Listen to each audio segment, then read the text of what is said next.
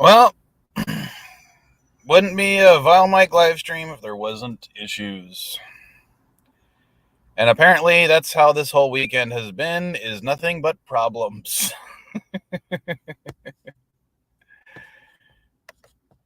And even Elihu is not here. Was going to run a pastry shop back in a bit. I think he's already high.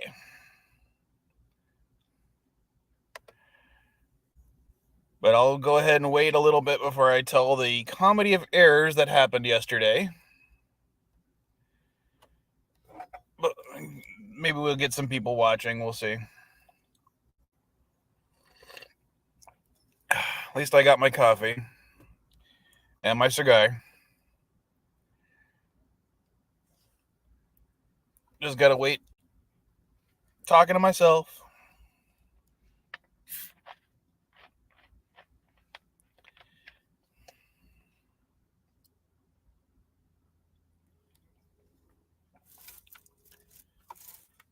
Anyone out there?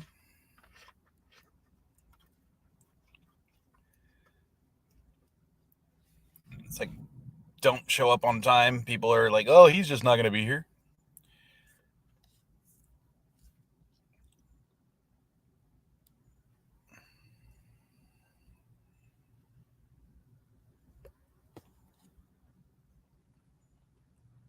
Hopefully the internet will last.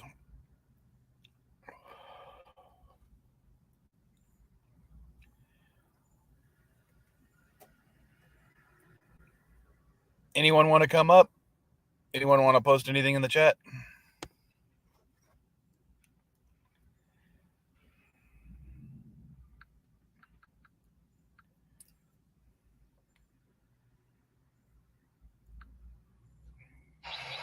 Oh, yes, I did not mean to do that. Sorry.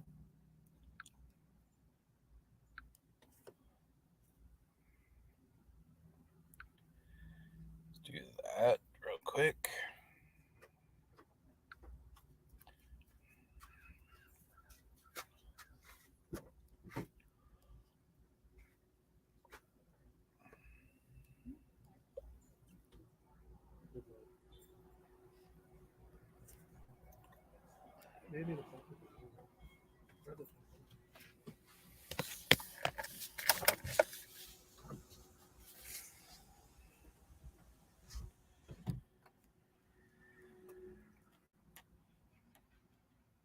I'll start talking when people start doing stuff because I don't want to tell the whole story of what happened yesterday until I got some people.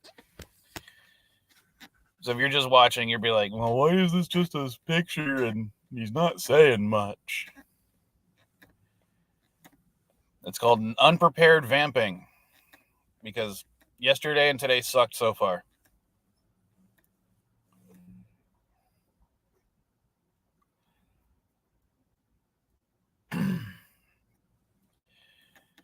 And yeah, I'll definitely tell the whole story, all the things that went wrong yesterday trying to do my nephew's birthday party.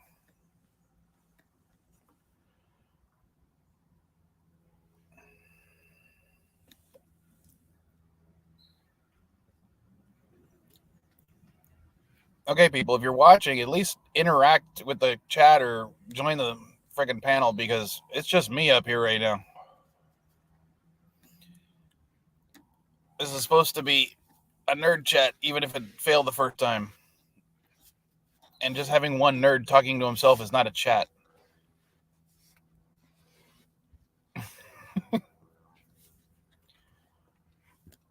Maybe I should prepare better and actually have something worth talking about beforehand.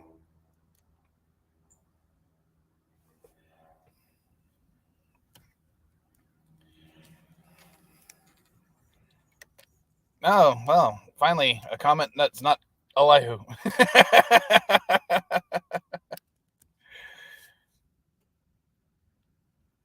Well, hopefully it's cooler where you're doing your chores. It's like 85 degrees already here in San Diego with about 60% humidity. So it is hot, muggy, and it sucks. So I'll just go ahead and tell the story about what happened yesterday. Yesterday was supposed to be my nephew's 7th birthday. Now, this was going to be an important one because this is the first birthday he has ever had without his father being in prison. My brother got out of prison last month, and Tyler, my nephew, my brother was even in prison when Tyler was born. So, this was supposed to be a fun day so they could, we could do a whole bunch of stuff together. And we were planning on having a party at the park, grill, the whole nine. And I was bringing my son, who's about the same age as Tyler, my youngest daughter, and my oldest daughter, Caddy. And even Mrs. Vile came up from Mexico for it. Well, first issue we find out is Mrs. Vile came up to the border but forgot her visa. So it was going to take about 2 hours for her to head back home, get her visa, and come back. But shortly after being told this, I get told by Tyler's guardian that the party is being postponed because she just learned the forecast and realized it was going to be well over 100 degrees and didn't think it would be a good idea to be going to the park. So instead, they decided to postpone it a little bit and go to the pool. So instead of starting at 11, it was now going to start at 2. That would give, and we were like, okay, that'll at least give Mrs. Vile time to get her visa and come back. And at this point, I had only picked up Caddy. Well, upon getting down to the border to pick Mrs. Vile up, though, I found out that my wallet had fallen out of the car.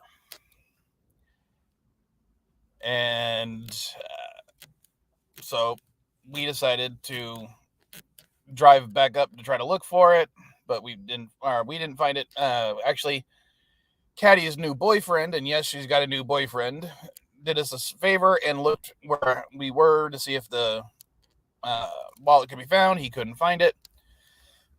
Fortunately, I have a spare ID, and we went to the bank and got a new debit card. And upon doing this, Caddy realizes that she had left her debit card at home. So she had this new boyfriend go to their house and pick up her debit card and drive down to meet us, where she now has her debit card, and we go down to pick up Mrs. Vile. We do that. We drive up to pick up the younger kids, and we got 2 out of 3. And it's like just after noon. So we go to get food at Jack in the Box. And Caddy, now that Caddy's got a job, she goes ahead and pays for it, which was very sweet on her end.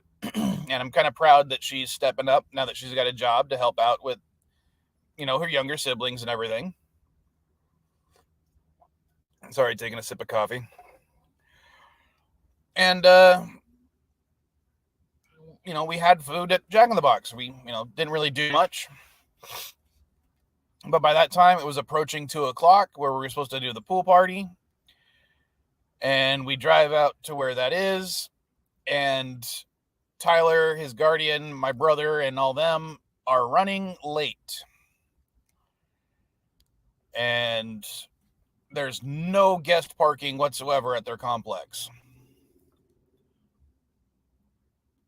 So we're trying to I basically park in the shade in the fire lane for a little bit with the, engine running, air conditioning on as much as this pathetic little car can do. But everyone is still hot. Everyone is still miserable because it's still freaking, like, even with the AC on in the car, it's still like 75 degrees. Everyone's just getting madder and madder. And finally, 3:00 rolls around and everyone shows up. We finally start the party. get into the pool. But Caddy, she had made plans after the party to go with her new boyfriend, another friend, and the other friend's mom to go to the beach. So, and Mrs. Vile saying, "Hot morning, everybody," because in this area, it's very hot today. And the humidity is making it just feel a little bit worse. But, so we finally get to the party. At least inside the pool, everyone's happy because we're not sweating our butts off anymore. But Caddy's new boyfriend shows up and basically just absconds with Caddy. They leave. They don't even say goodbye to anybody. They were just like, "We're going to the beach. Bye." Or as I said, they didn't really say. She didn't say goodbye to me. She didn't say goodbye to her little sister, her little brother, her nephew, or her cousin. Nobody. And of course, my younger daughter starts throwing a little bit of a fit because she wanted to go to the beach with them too.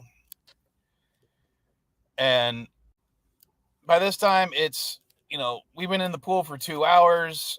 It's 5 o'clock, and we're like, okay, we'll go ahead and we'll say goodbye to everybody. We'll go to the beach. And of course, the beach they tell us the name of is a 5-mile long beach in San Diego. There's southern section, and there's a northern section. And we go to the southern section only to realize that they were actually referring to the northern section. So we ended up dropping Mrs. Vile off so she could take the trolley down to the border because she had to be back by 8. And at this rate, we weren't going to be able to get her home in time. We finally get to the beach, and turns out the beach closes at 7 o'clock. It is 6:30. And even though it's only half an hour until they close, they're still charging $25 to park. And I'm like, I'm not paying $25 for 30 minutes at the beach. So I just dropped off the younger Vile daughter with her sister, and me and my son went to go get a pizza. And we had pizza in the car while waiting for them to get done with the beach. By the time I dropped all the kids off with their moms, it was like 10 o'clock at night. I finally get home about 11. And yeah, it was, as I said, long freaking day, very hot, everyone's, not in the best mood. But we at least survived. And of course, first time I got to see my brother in like 6 years. So I think the entire time I've been dating Mrs. Vile, he's been in prison. So it was the first time she got to meet him as well.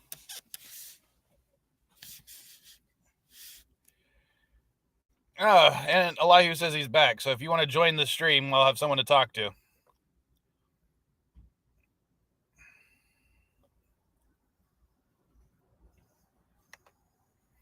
And of course, today wasn't much better. I set up the stream on my phone like I normally do, but I was going to use the little POS computer I've currently got to actually run the stream. And everything seemed to be fine. But as soon as I hit go live, I just got the little circle symbol showing that it's trying, but it's not connecting.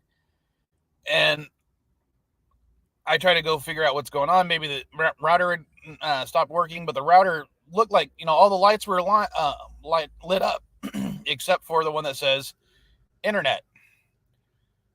So I try to reset the router, and then my roommate tells me that tells me to go reset the router anyway because the TV isn't working. The TV had just died. And we have Dish Network at the house. And apparently, we just, for some reason, lost all TV and internet. No idea why. Uh, since one of them pays for it, they're gonna call them up, see what's going on with it. I tried to do the hotspot from the phone, but according to them, they're saying all my data on my hotspot's been used, even though I haven't used it at all. And they couldn't tell me when I used it. So, yeah, nothing but issues today.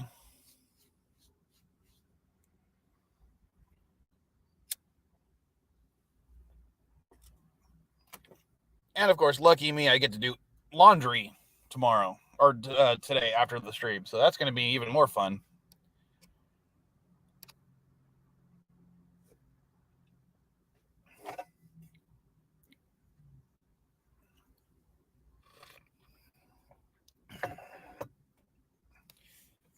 What's taking you so long, Elihu?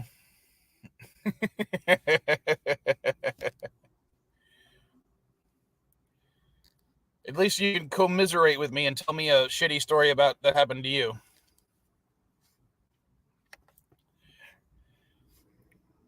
Well, laundry is something that needs to be done. I am literally wearing dirty clothes because I have no clean clothes after yesterday. Wait, I take it back. I have one clean pair of pants and, socks and underwear, of course. But, and the only reason that pair of pants is clean is because on Friday, I ripped a hole in my pants and I bought a new pair of pants to replace them. Because I'm like, well, most of the time I usually sew up a hole in my pants, but this one is right by the crotch and I'm not willing to just do that. So I'm replacing these ones.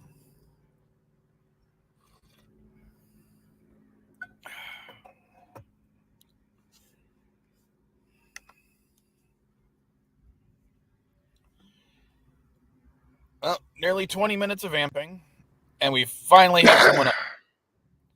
How you doing, Elihu? Finally have someone up.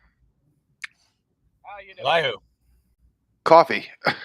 Needed in system. Hate the fucking elevator in this building.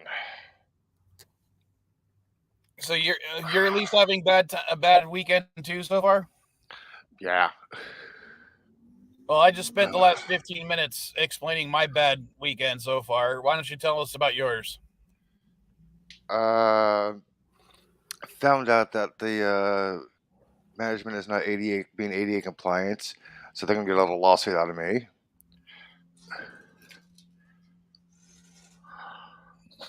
They temporarily moved me into a building that's not ADA compliant. It has all steps. Elevator only worked 3 times that I've been here all fucking week. I'm on a fucking top floor. My feet can't handle stairs.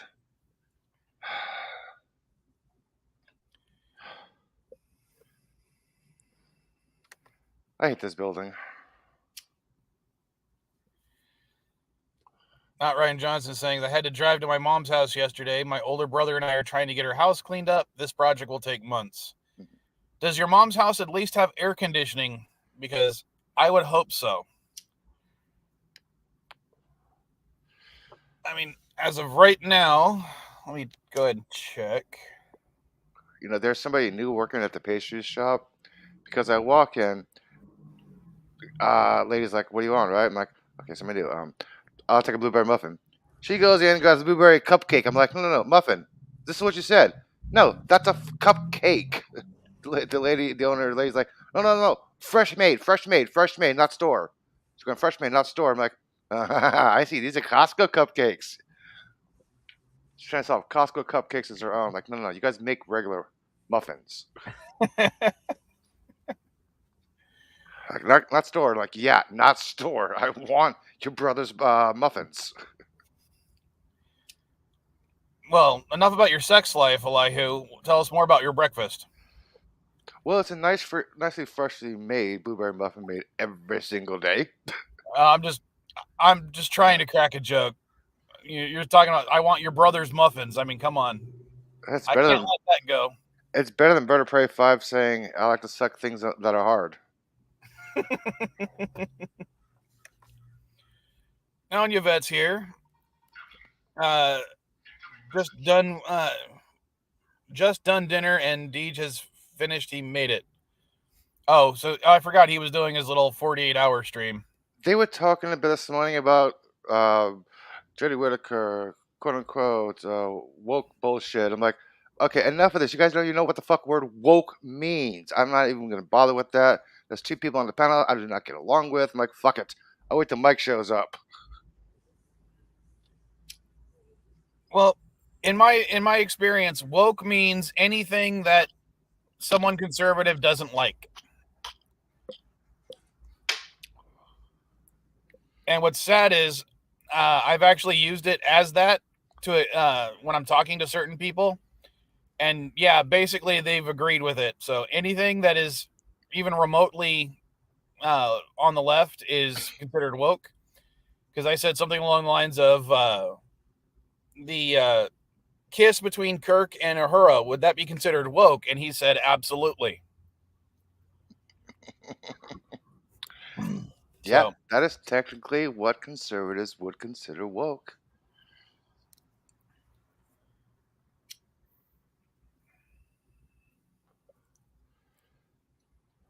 well, considering that's the definition that I tend to stick with, only even if it is incorrect in my mind, just for simplicity's sake, what do you consider woke?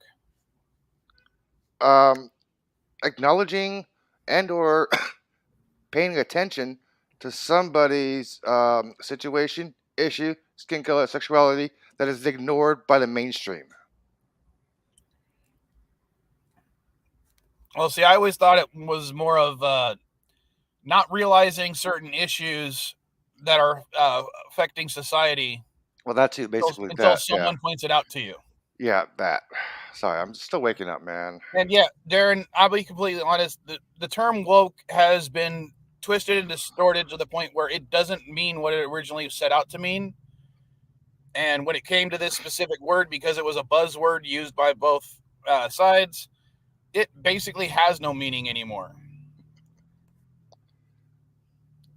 I mean, as I said, I've been using the term woke as a basically as a synonym for liberalism, and it seems to be appropriate to certain people that I talk to. So, Yeah, some the same politician will say, trying to with their woke agenda by editing out a kiss in a movie. The same politician will say woke agenda by saying we shouldn't ban 1984 book. Yeah, this is a bad book. Let's ban this book. And the woke agenda saying we shouldn't ban this. Same politician using the exact same word with a different meaning. Yvette saying she doesn't use very often now. SJW is still relevant. Well, it depends on what you're talking about. I think again, the social justice thing, I think is a noble concept. I think its execution in certain areas is flawed, but Yeah, most of the time it's still relevant, if that makes sense. yeah, Martin Luther Yeah, King well, yeah, Jr. would have been. you said it's Yeah, relevant, so yeah. Martin Luther King Jr. would have been labeled a social justice warrior in the '60s. Well, a lot of people would have been, and they Yeah, would have been considered good and bad guys for doing so. no. Anybody who's a quote unquote social justice warrior is a bad person. Um, I personally, I would disagree with that statement. But I again, totally disagree because a social justice warrior is basically saying, "Hey, justice is not being socially accepted here." Some people are gay. It's like, okay, yeah, include some of your show. I'm tired of your fucking straight agenda. And go, I'm tired of your gay agenda. Really? Just get over the fucking matter. It's fucking fake. It's Hollywood. It's make believe. It's made up. Get over it. and yeah, I kind of agree with you. When certain people use the term woke, I definitely tune out because, as I said, it's become a meaningless word. I know. I'm only woke, partially woke, because I have had 2 cups of coffee. Yeah, same here. I need more coffee, but as much as it's going to pain me to say this, I might have to stick to just what I have in my coffee mug right now because it is too hot to be drinking hot coffee, and I feel ashamed for saying so because I usually drink coffee no matter how hot it is.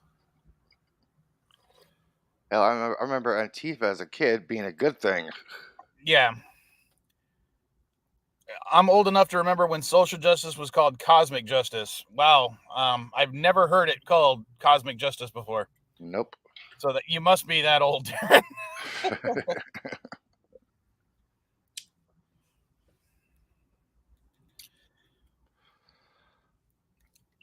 Yeah, here the social justice warriors were more people that were trying to bring balance to certain things like the gay rights, trans rights, that kind of stuff. But yeah, Karens have certainly ruined it, thinking that. And I would use Karen to describe anyone who goes out of their way to make other people miserable by inserting their own politics into a situation where that does not deserve to be there. And one of the best examples of a quote unquote Karen is South Park. Karen's Randy, he's Karen. I'm like, yeah, they actually embettomized to Karen, sending him perfectly with Randy.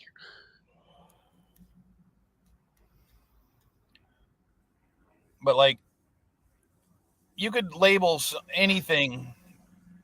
Literally, you could do anything like that and label it as social justice warriors or uh, woke, and it's just kind of like, I don't know. You could literally say that the Proud Boys are a group of social justice warriors, and that what they're trying to do is woke as well.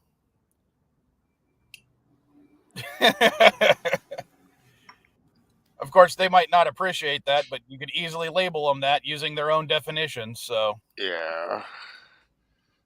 Oh, I need a cigarette. Where's my tobacco? Oops, that's weed. That's weed, not tobacco. yeah, you don't want to confuse those two things.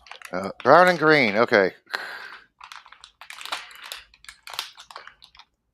No, weed is one of those ones, or not weed essentially, but THC is one of those few drugs that hit me very hard. I could drink ethanol like a fish drinks water, but I can one hit of weed or like one edible, one joint, I'm off. I'm flying. No, I gotta be mellow to have weed. It really doesn't affect me like goofiness. Nah, I'm not like that. No, I get very high on very small amounts with weed, and the funniest part is I can get very emotional. Like, I love you, man. You're such a good friend. I love you. Not in a I'm gonna suck your dick kind of way. I'm talking about I'd give you my blood if I need to. If you needed a blood transfusion. There's basically one day a year, not my birthday, that I actually would willingly get drunk and stoned off my ass. That's usually the last weekend of September because comedy in the park is all I can drink beer for free. And Yvette, I think one of the things that started the woke thing here in the States, at least, was people assumed a lot of those things were sorted decades ago. But when people were pointing out that no, it wasn't actually sorted out decades ago, we still have problems today. And that was what the whole woke thing was like realizing that a lot of the problems that we thought had gone away were still here and still applicable, and other people being like, no, we're we're number one, we're the land of the free, we don't have any problems. Yeah, kind of like women's rights in the workplace, women's pay in the workplace, police observations with the public. What's your skin color? Yeah, that has not changed. That still needs to be changed. This is what one of the quote unquote woke things is with people. Hey, wait! We gotta shut up. All right, Somebody just came we got on. we got to be quiet because we got to get Bird to say his thing. So Bird, say your thing. Hello, world. You're all wrong. I mean, hello, world. It's Birdo 5 Cupla. Couple bird. gonna switch it up a little bit. There we go. And I was about to say before Bird popped on, I don't get along politically with some of these people who show up on the streams like Darren and Bird. And there's Bird, hey. But we fucking get along right. We may disagree on some stuff politically, but other than that, fuck, Star Trek Discovery sucks. That's right. Not Ryan Johnson. I'll tell you a fun story. Back when I was about 16, I was working at a Jack in the Box, and one of my coworkers was having a birthday party, and she wanted me to go, and I wasn't really too keen on going because mostly because she was gay, and basically everybody at her party was going to be gay or bi at least, and I'm straight. But she was like, just come on, it'll be fun. And it turns out, yeah, the only two people that were straight in her entire party of like 50 people was her dad and me. And it wasn't a hookup party, it was just a party. So what was the problem? Well, part of the reason she wanted me to go is I had literally just been dumped by my girlfriend at the time that day. And she thought, if I went to her party with a lot of stuff going on, I might be able to hook up. If there was ever a day it was going to change you, it would be right after your girlfriend broke up with you. Well, sure enough, I did get a few phone numbers. I got 2 bisexual phone numbers, 1 lesbian phone number, and 1 gay guy's phone number. But that's not the story I want to tell because we're talking about drugs. Number? Well, just to humor him? Sorry? Just to humor him? No, because I was. Let me continue. And how you doing, LDG? Hello. Can you hear me? And yeah, Darren's like, all parties are hookup parties when you're young, and I'm we're talking about the youngest person at this party was me at 16. Everyone else was 18 to 22-ish, 23-ish, except for her dad. So, but. Ooh. Someone decided to pass around a tray with. I can hear you. Now he disconnected his devices, so he's gone. No problem. Test. There we go. We didn't hear you the first time, dude. You couldn't hear I'm us. sorry. I didn't see the thing. Sorry. Go ahead. Hi, everybody. All right. So, someone decides to pass around a tray of joints, and considering I'm like, oh, I'll just go ahead and smoke one because I feel out of place and I still depressed about being dumped. Well, what I didn't know is on this tray there was a pile of joints, and then on the other side there was 5 other joints, and I didn't know there was any difference. So I grabbed one of the 5 joints and I light it up. I start smoking it. And I'm about halfway done with it when someone goes, whoa, who grabbed one of the other joints? And I'm like, what are you talking about? He's like, well, there was 5 joints off to the side. And I'm like, yeah, I grabbed one. And he goes, oh, yeah, those ones were laced with LSD. Oh, fun. So I spent pretty much the next 8 hours sitting in her dad's recliner, staring at the popcorn ceiling, watching it move. I don't remember talking to anybody. Hey, how you doing, MB? I don't remember anything other than literally watching the designs in the popcorn ceiling move for hours. But somehow I ended up with those 4 phone numbers.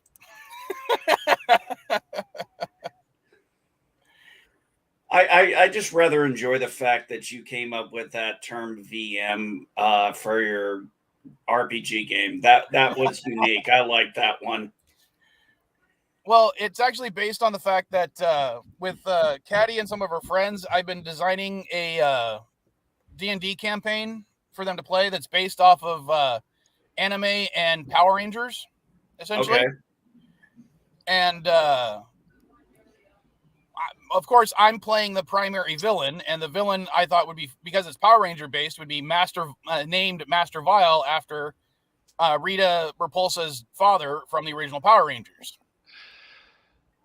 And that's why because I like Master Vile Mike. Come on. Is the base on the moon? No, there's no base on the moon. Ow. Well, you can have all those. You have GM, DM. Seriously? Sorry, do this. No, I meant to do this. Yeah, I started to say, I am not that entertaining. I just hit the wrong button. Yeah, my hair's not even combed yet, okay? I didn't even bother shaving yet. What the fuck is that, dude? Oh, that's the one I told him I didn't think he could look any fugglier, but he managed to pull it off. Well, the only way he could look fugglier is if he turned it off entirely. Oh, God, who's vacuuming in my house right now? I didn't comb my hair today. I didn't even bother shaving. Well, considering, Darren, that the whole point of this stream, or this whole stream, is named after 3 drugs. Caffeine, nicotine, and alcohol. Those are 3 drugs. Hey, they keep most of us somewhat sane. I have nicotine, I have caffeine, and I have alcohol in the refrigerator. Go figure. I still have a beer in the fridge. Yes, but you also have CBD and THC. Yes, I do.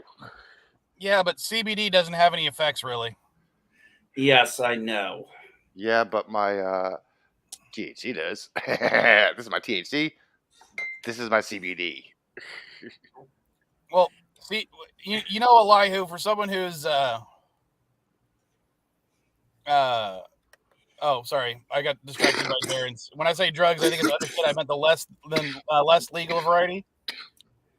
Well, in the state of California, even THC is legal now. So, yeah, I mean, when you look at it, when you say illicit drugs or illegal drugs, it depends on what state you're in because, well, where I buy it, it is completely legal. Where I live, it's not, but thankfully, nobody here gives a shit. I mean, literally, my mental health provider knows I take it. My doctor knows I take it. And you know what their response to me was every time when they initially asked? I was like, yeah, I take THC products. So the mental health provider was like, oh, okay, I don't give a shit about that. You know, that was one of the factors of me getting approved for SSDI. Like, how do you do pain management? THC, CBD? Okay. And the judge and the lawyer and the judge is like, just writing down. well, but what I was talking about CBD, hold on, I'm going to go back a little bit. Elihu, you're a scientifically minded type of guy. You know that there is not one single scientific study that says CBD oil or CBD in any capacity does any benefits other than the placebo effect, right? There are studies that say that and say the opposite. There's been no consensual papers written down on it yet. Yeah, but every single one of the papers that have said some, at least that I've read, that says that it has some sort of benefit. Basically, the not dissent. What I'm thinking, what's the scientific version of a dissent? I can't think of it right now. When they're basically saying, yeah, we looked at your your numbers, and basically, it's still comparable to the placebo effect. So, as far as I'm concerned, another article that we can't confirm. Yeah, I'm gonna show you something. Okay, hang on a second. Let me show you that. Let me show you this post on here.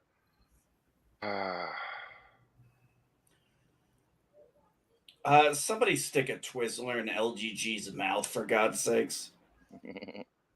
No, the way he's doing that, he definitely wants a penis in that mouth. Well, Bird I wasn't going to go there, but Bird does like to suck on things hard, isn't that right, Bird? I think you got the wrong guy. I thought I saw you on camera saying you like to suck things that are hard.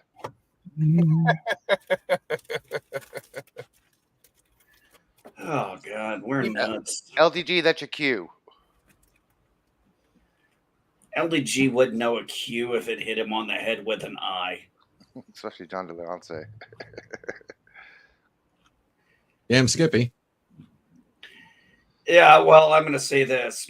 Based on my personal experience, CBD, doesn't really do anything. Whereas, Look, I got the THC last week. I'm finally able to again eat because of the medications I'm forced to take. Thank you, doctors. I couldn't eat breakfast and lunch worth a damn. Now I can actually eat again. Oh, and I actually get a decent night's sleep. Here we go. And Well, if that means I got to suck up the munchies for a little while, so fucking be it. and we definitely know that THC interferes with the stomach-brain communication, meaning that's why you tend to get the munchies. Oh, someone else wants to join up. Hopefully you haven't been waiting. Wants to join up, thank you.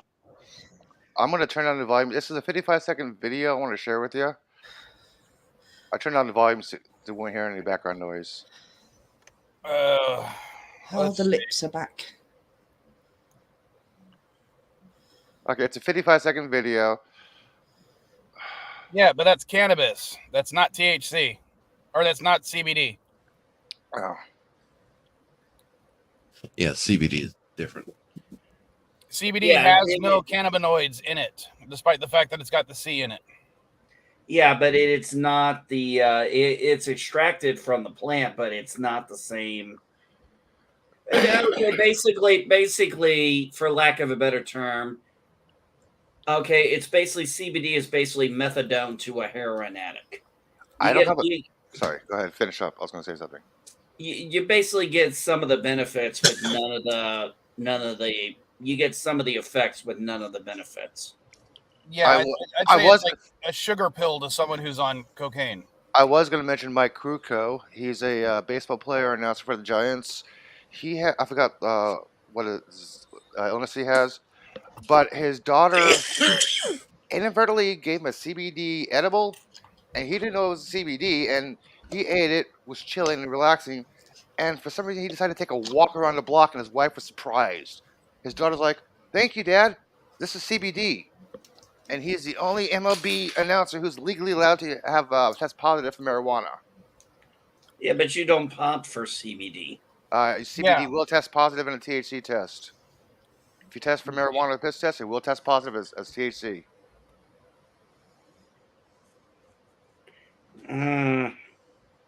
I'll take your word for that, but I don't know. I'm fucking retired from the military, and I have no interest in taking a government job, so fuck it. Piss test me all you want. Right. Hey, there was a time. Is it only government jobs out there? So, according to bannerhealth.com, CBD itself will not cause a false positive drug test because people still test positive for marijuana because there could be small amounts of THC in these products, especially if they're made from hemp. Yeah, some CBD things you get at the dispensary have like maybe 1.2% THC or 0.25% THC, and it'll still test positive as THC. That depends on how deep that test is. Yeah. And it also would depend heavily if the CBD was actually formed from marijuana. You can make artificial CBD because it's just oil. It's basically, essential oils. Well, if you remember High Life back in the day, they were showing you all these different THC alternatives that were still at the time legal. I remember those quite well. Yeah, that's why you can buy CBD at 7-Eleven. Yeah, well, I preferred my hour drive with my wife to go to the dispensary, get what we needed. Now I'm actually able to eat breakfast and lunch again. And I'm actually sleeping decent. So, yeah, I'll take the trade-off. No, don't get me wrong. Just because I don't smoke or do anything with THC does not mean I begrudge anyone who does. I just personally don't because it hits me fairly hard. Yeah, I'm in the same boat at times. Especially like for example, we didn't have any for over a month. And my wife was like, she was kind of teetering on whether she really wanted to continue using it. And I said, okay, I need you to make up your mind if you're going to use it. And she goes, and about a week and a half later, she's like, okay, we need to go get some THC because I need to be able to sleep. And I said, okay. I was like, but here's the thing. I only want to go once a month because it's an hour drive there, an hour drive back. So I was like, you come with me. We order. It's separate accounts. It's separate each of us. And then we have enough to get us through the entire month without a problem. Because otherwise, I would generally have to go back every 2 weeks. And I'm sorry that, that gets a little tiresome. Yeah, convenience. I got dispensaries all around me, so it's really not a big deal for me. Well, yeah, for you can just moped 15 minutes, get to the dispensary. You got no issues. I got to drive an hour. Let's see. Where I am, the closest dispensary is 2 blocks away. Yeah, the closest dispensary to me is an hour and a half away. The one in Charleston and the one in Effingham, which actually I'm going to stop at the one in Effingham when I'm on my way to go visit my daughter in near St. Louis in my hometown. And I'll probably grab some from the Collinsville one there while I'm at it. I need to get a hold of Kai because I need to find out if I can actually go to the dispensary in Vegas with an outside ID. What do you mean? Your medical ID? No. It's regulated per state. In California, certain counties, you can have an out-of-state ID or a passport to go to a dispensary. Like, for instance, North County, you have to be a California resident. San Francisco County, you have to be you can be any kind of resident as long as it's legal. Alameda County, certain dispensaries will not allow an outside ID. I want to know what Nevada's like. Do you have to be a Nevada resident, or can you have an out-of-state ID or / passport to buy recreational marijuana at a dispensary? I'm gonna drop. You can be an out-of-state you're just doing resident. the funny mouth thing. I'm gonna go ahead and drop you. I'm gonna bring up Chris Knight because Chris is here. I can go. I'm not really putting any input in. He just kicked LVG Yeah, you out. can No be- problem. Anybody that goes to any state in the United States that has legal marijuana can smoke at that state while within the confines of that state because you are following the state rules. As soon as you go out of, for instance, as soon as you go out of Colorado to Kansas, you better not have it on you. You better not have a trace of it in you if you get stopped. Everything. I mean, and even in Colorado and Nevada, there's a limit. It's like alcohol. They have a set way of finding out. But yeah, if you go to any state, like if I go out there to California, I can smoke there. I can smoke in Nevada. I can smoke in Colorado. I can smoke in, I think, Minnesota now, or I don't know. There's like 23 states, and hopefully, not that I would do it, but Missouri, actually, this November, we're going to vote on that too. And I will vote yes, because whether or not I choose to or not, I believe that marijuana should be a legal substance like alcohol, and you should be an adult and make your choice on your own, not the state. Yeah, Chris. Maybe I'm Chris, just. I'm. Well, hold on, MB. I just want to say maybe this is the the Republican side of me talking, but I just enjoy the fact that it's another revenue stream that's completely legal and that it creates jobs. Exactly. I mean, and that's the thing is that listen, Colorado was not nearly as bad of a shape as California when it came to revenue, but they were in the red.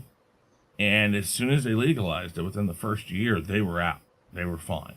I think California, their revenue stream, they still fuck with it so much that I think they've stabilized some of it. We have issues with revenue as much as other states when we legalized it. Yeah, the only problem we had was to actually deposit in Federal Reserve banks because they can't. Yeah, they can't. Yeah, and it's against the federal laws. Yeah. Yeah, and you have states like every state I've been in that is legalized, which is mostly I go to Illinois. They have rules, Elihu, for in-state residents and out-of-state residents for how much they can buy. But the nice thing is, at least in the state of Illinois, is it's accumulative. So I can get so much vape, I can get so much flour, I can get so much edibles. And one of the things I do get is like the topical creams, which for reasons are, at least in Illinois, labeled as edibles. And I'm like, okay, because I buy that pain cream that they have, and my wife even was like, "We need that pain cream again," because she was having issues, I was having issues, and I tell you what, that stuff really does work. Yeah. Really quick, I'll be right back. I guys, need to get some coffee. Not enough long enough headboard. I just stopped in for a few seconds. So, let's see, imagine the new Marlboro Man smoking his reefer. Well, you never know. They might do that. Of course, then that's been struck down by federal government because that's appealing to children. Yeah, that is the most annoying thing I hear especially when it comes to vaping and stuff. Oh, we can't have these fruity flavors or stuff like that. It appeals to children. I'm like, dumbasses. Well, then they should stop selling fruity flavors of alcohol. Well, yeah, and I literally was one of those people who was like, I was 14 years old and stealing my dad's half-smoked cigarettes out of his ashtray because he was too fucking drunk to finish them. Okay, I didn't need peer pressure. I just wanted to smoke the goddamn cigarettes. Smoke. I'll do. That Well, what we're cigarette. talking about, Darren, with the Marlboro Man, it wasn't necessarily the Marlboro Man himself, but like Joe Camel in particular was one of the ones they said appealed to children because he was a cartoon camel. Joe? Oh yeah, I remember those camels. I used to love the Joe Camel. The only example I would make was back, and this was the DARE program, so please excuse that because of how many issues that thing had. But one of the assemblies we had, it was literally this guy comes up and he's like, does anyone know who this is? And it's a picture of Mickey Mouse. So, of course, everybody raises their hands. And then he goes, does anyone know who this is? And he shows a picture of Joe Camel, and nearly everybody raises their hand. Hey, honey. So, yeah, it was because back then everybody, even all the kids in second and third grade, knew who Joe Camel was. Well, yeah, because they were on billboards and magazines and shit. Yeah. So what? We all knew who the Marlboro Man was. I knew what Winston cigarettes were thanks to the Flintstones. Yeah. I knew what Winston cigarettes were because of NASCAR. I knew because of the Flintstones, not NASCAR. Well, Fred yes, Barney's- there yeah. was also. Fred and Well, Barney smoked yes, there was Winston. also Fred and well, no, wasn't it Velma and Betty who were selling them? Fred and Barney was smoking cigarettes. Oh yeah, I remember that commercial too. Like a cigarette should. Yeah. Well, good luck, Chris. Hopefully they make it legal in Missouri. They really should make it legal in Missouri because, listen, my daughter lives right in my hometown of Granite City, Illinois, which is right next to the border of, the Mississippi River. And I know these people are going, there are so many people going in from St. Louis, going into Collinsville and going to that dispensary right there. And they're just going right back over the fucking bridge. Well, quick question here. This is we're kind of on this subject. We've got a kind of a mix between centrist, leftist, and right on this panel right now. I'm a full-on dictator, my own country. You can whatever I say Get in goes. line, pal. I'm just a weirdo, You know what? okay? Hey, Kuroga up there, little Miss Kuroga. Don't even start with me.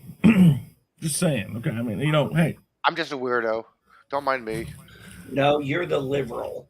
I'm the weirdo. No, you're the liberal, but you're not a leftist. Well, there's an I, there's an E, there's some other things that are weirdo and liberal. So yeah, I mean, right. No.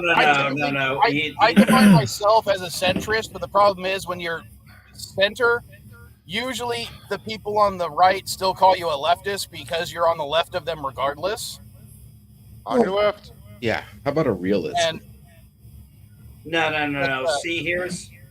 I'm probably, as most of you know, I'm probably one of the most far right conservatives you'll meet. Well, No, he is. The He only is. thing There I it want to is. say is we've got. What are you talking about? We've got 6 people on this panel that have all different political views. I'm a moderate.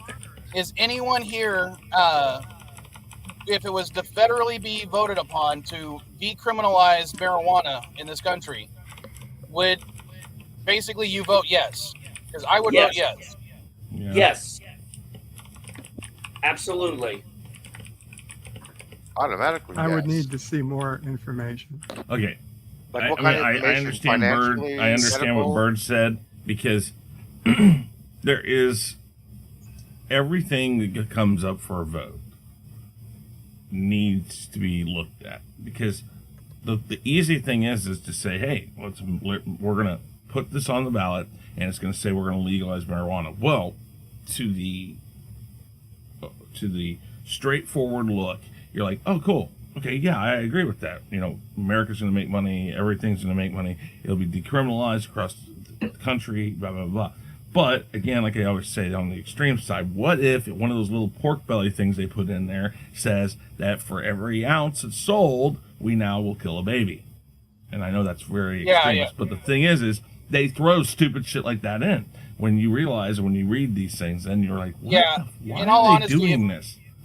I can In all give you an honesty, I would example. I can say give you an the example. stuff needs to be taken out entirely. I And can, both sides definitely do that to an annoying degree. I can give you an example of what Chris was talking about. The stimulus package that Congress Killing wanted to babies? What? No, I not don't killing hear about babies. you killing babies. The Jesus. stimulus package that Congress had to vote on for everybody to get $2,000 checked, right? Initially, Yeah. everybody's like, "Yeah, let's pass a law. Let's pass a law." Well, when the actual text of the law came through, there was a paragraph there that had nothing to do with COVID relief. It was about releasing UFO information. That was the tagline on there. Nobody really paid attention to it until after it passed. Like, wait, this was in here? Nobody looked at No, this no, still. no, Elihu. That is what you and I do. You and I and people like us, we actually will take the time to really read through bills and stuff. And I think this is why I say you're a classical liberal, and Vile Mike is a centrist, and I'm a conservative. But I think we could all agree on one area, which is if you're going to pass a bill, be clean, be a clean bill that focuses on exactly what the hell what it's supposed to be about.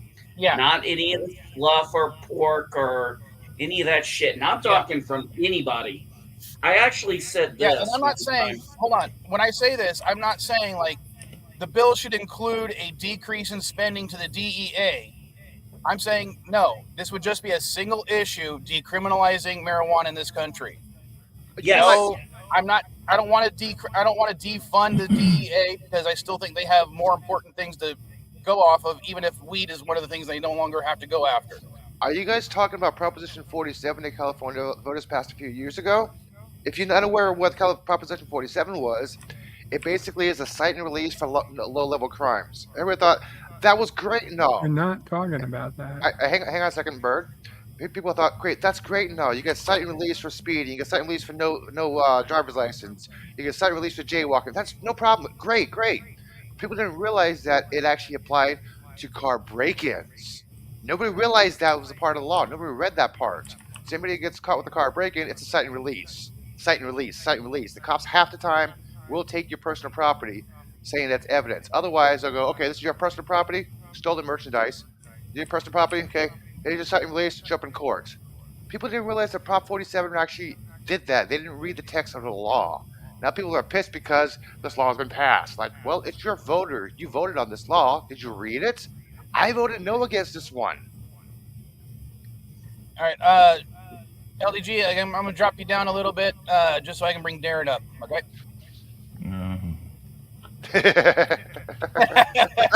Chris. Oh, Jesus. Why are you bringing this Fruit Loop up? I mean, Because we've he's had one enough. of We the already got right-wing- Elihu. He's right-wing.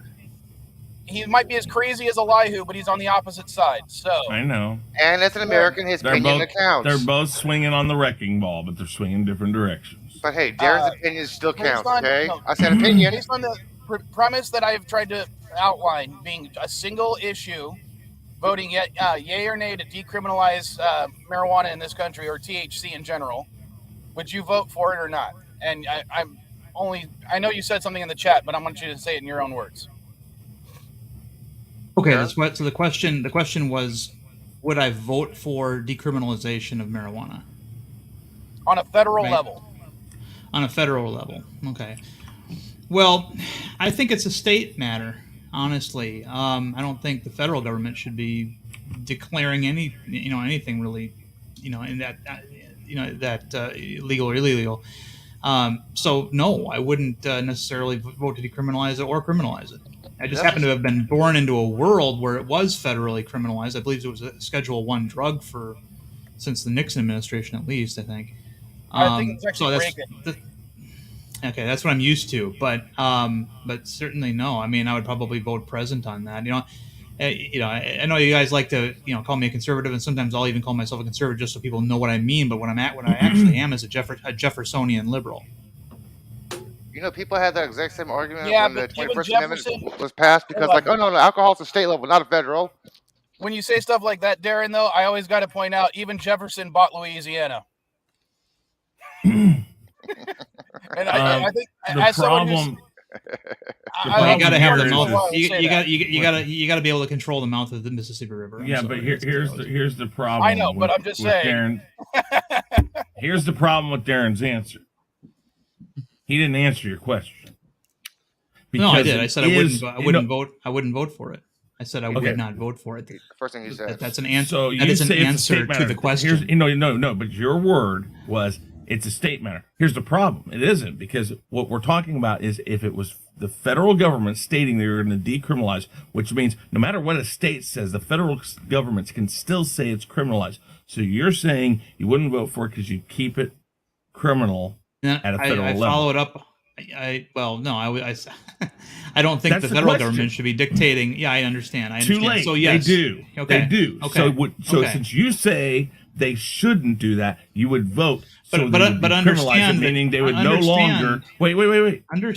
Understand though that if it was decriminalized already, I would still not vote to have it criminalized. Okay, well, But the here's point the is, key thing. you say. Wait, Here's hold on. the key Let me point. say what I gotta say real quick. Hold on. Keep interrupting stop. Chris because I think it's funny. Yeah. Go ahead, NB. You're saying that the state governments should have the right to criminalize or not. The problem is because the federal government has it criminalized, they can't do that. Technically, a federal government can still intercede because what it is, they're looking the other way because they're still making money off of it in some way. But you wouldn't decriminalize it just like Roe versus Wade, basically. Then that would then turn it over to the state to make them do their own thing. So what you're saying is you would vote no on something. You would vote no on something when it would do exactly what you're saying you want them to do.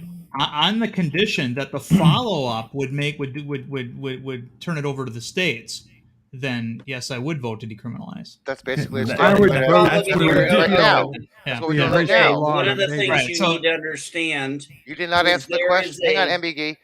Chris is right. Wow, Chris is right. You did not answer the question, Darren. It's a federal law, not a state by state. If federally saying, will you legalize it? Yes or no? Not up to states, but federal. You still did not answer Yes, that and question. he just said, okay, now I got to get on you. He did just say that if it were in that law or in that vote, that as we vote yes to decriminalize at a federal level, that then turns it over to the state. That's what he's saying. He would vote yes if it specifically stated that if voted down or voted in, that the federal government would decriminalize, that at that moment it then becomes a state by state issue. He would vote for it. You guys are hitting the main issue here. There is a difference between decriminalized and making it legalized. Those are two very key different terms. Chris, would you like to explain the difference? Well, we think everybody knows the difference. Yeah, I don't assume everybody knows anything. I assume the people here. Well, can figure it well, out. for example, in several states in this country, or federally, making moonshine is still illegal, but it's been decriminalized. So they will no longer prosecute you for breaking that specific law of making moonshine on a personal level. Yes, but here is the key difference there. when we criminalized alcohol, we went to the extreme and had a constitutional amendment made to criminalize alcohol. And then we had to do a constitutional amendment to amend that constitutional amendment, because what do we have, despite what other people are saying about what the Supreme Court did about Roe Yes, v. Wade? There but is hold no on. And only the only The federal arguments government. for the Hold 21st on, hold on a I got second. Amendment it. Let me fucking let, go let me state by finish state. this. Hold on. Let me Let's just all finish this yell. part. Okay, The let's all federal yell. government still gets to The regulate that alcohol. That's the thing. That's what I'm talking about. yes, It's actually that a pretty was good done by a example. constitutional amendment, though, and neither the executive branch, the legislative branch, or the judicial branch has the power to overturn a constitutional right. Okay, A we're not talking constitutional about right has to constitutional. be overturned. To overturn a constitutional right, you need 2/3 the House, 2/3 the Senate, 3/4 of the states, and the President of the United States cannot veto it. That is I how an don't know amendment how we got works. onto a constitutional amendment. That's not what we were talking about. But Well, we brought what's up a good alcohol. We brought up okay, alcohol. but what's a good That is the difference example? between that and marijuana, because marijuana is federally illegal, but it doesn't require a constitutional amendment What's a good to example legalize it. of bringing up alcohol is that the amendment that outlawed it, right? Then we didn't make an amendment that legalized it. We made an amendment that repealed the First Amendment that outlawed it. So Uh, the same with yeah. marijuana is that we don't need a law that says marijuana is legal. We need a law that says the law that made marijuana illegal on a federal level no longer exists. Period. Yeah, you have to That's repeal That the right. law returns which it to the Let me read. legalizes I'm it. going to read this verbatim from the 21st Amendment.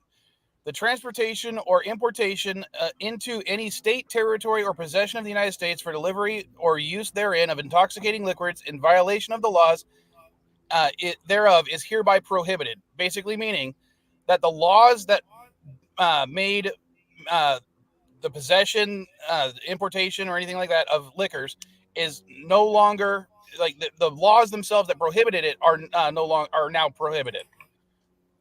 Does that make sense? Yes, because the Constitution takes Well, over everything. The difference, though, what you were asking, the difference here between decriminalization and legalization of marijuana is this. The government still says it's illegal to do, but they are no longer going to enforce any sort of punishment upon you for it. So they're not legalizing it. They're just saying we are not going to pursue you for it. Now, if they I stop wouldn't you, vote for that.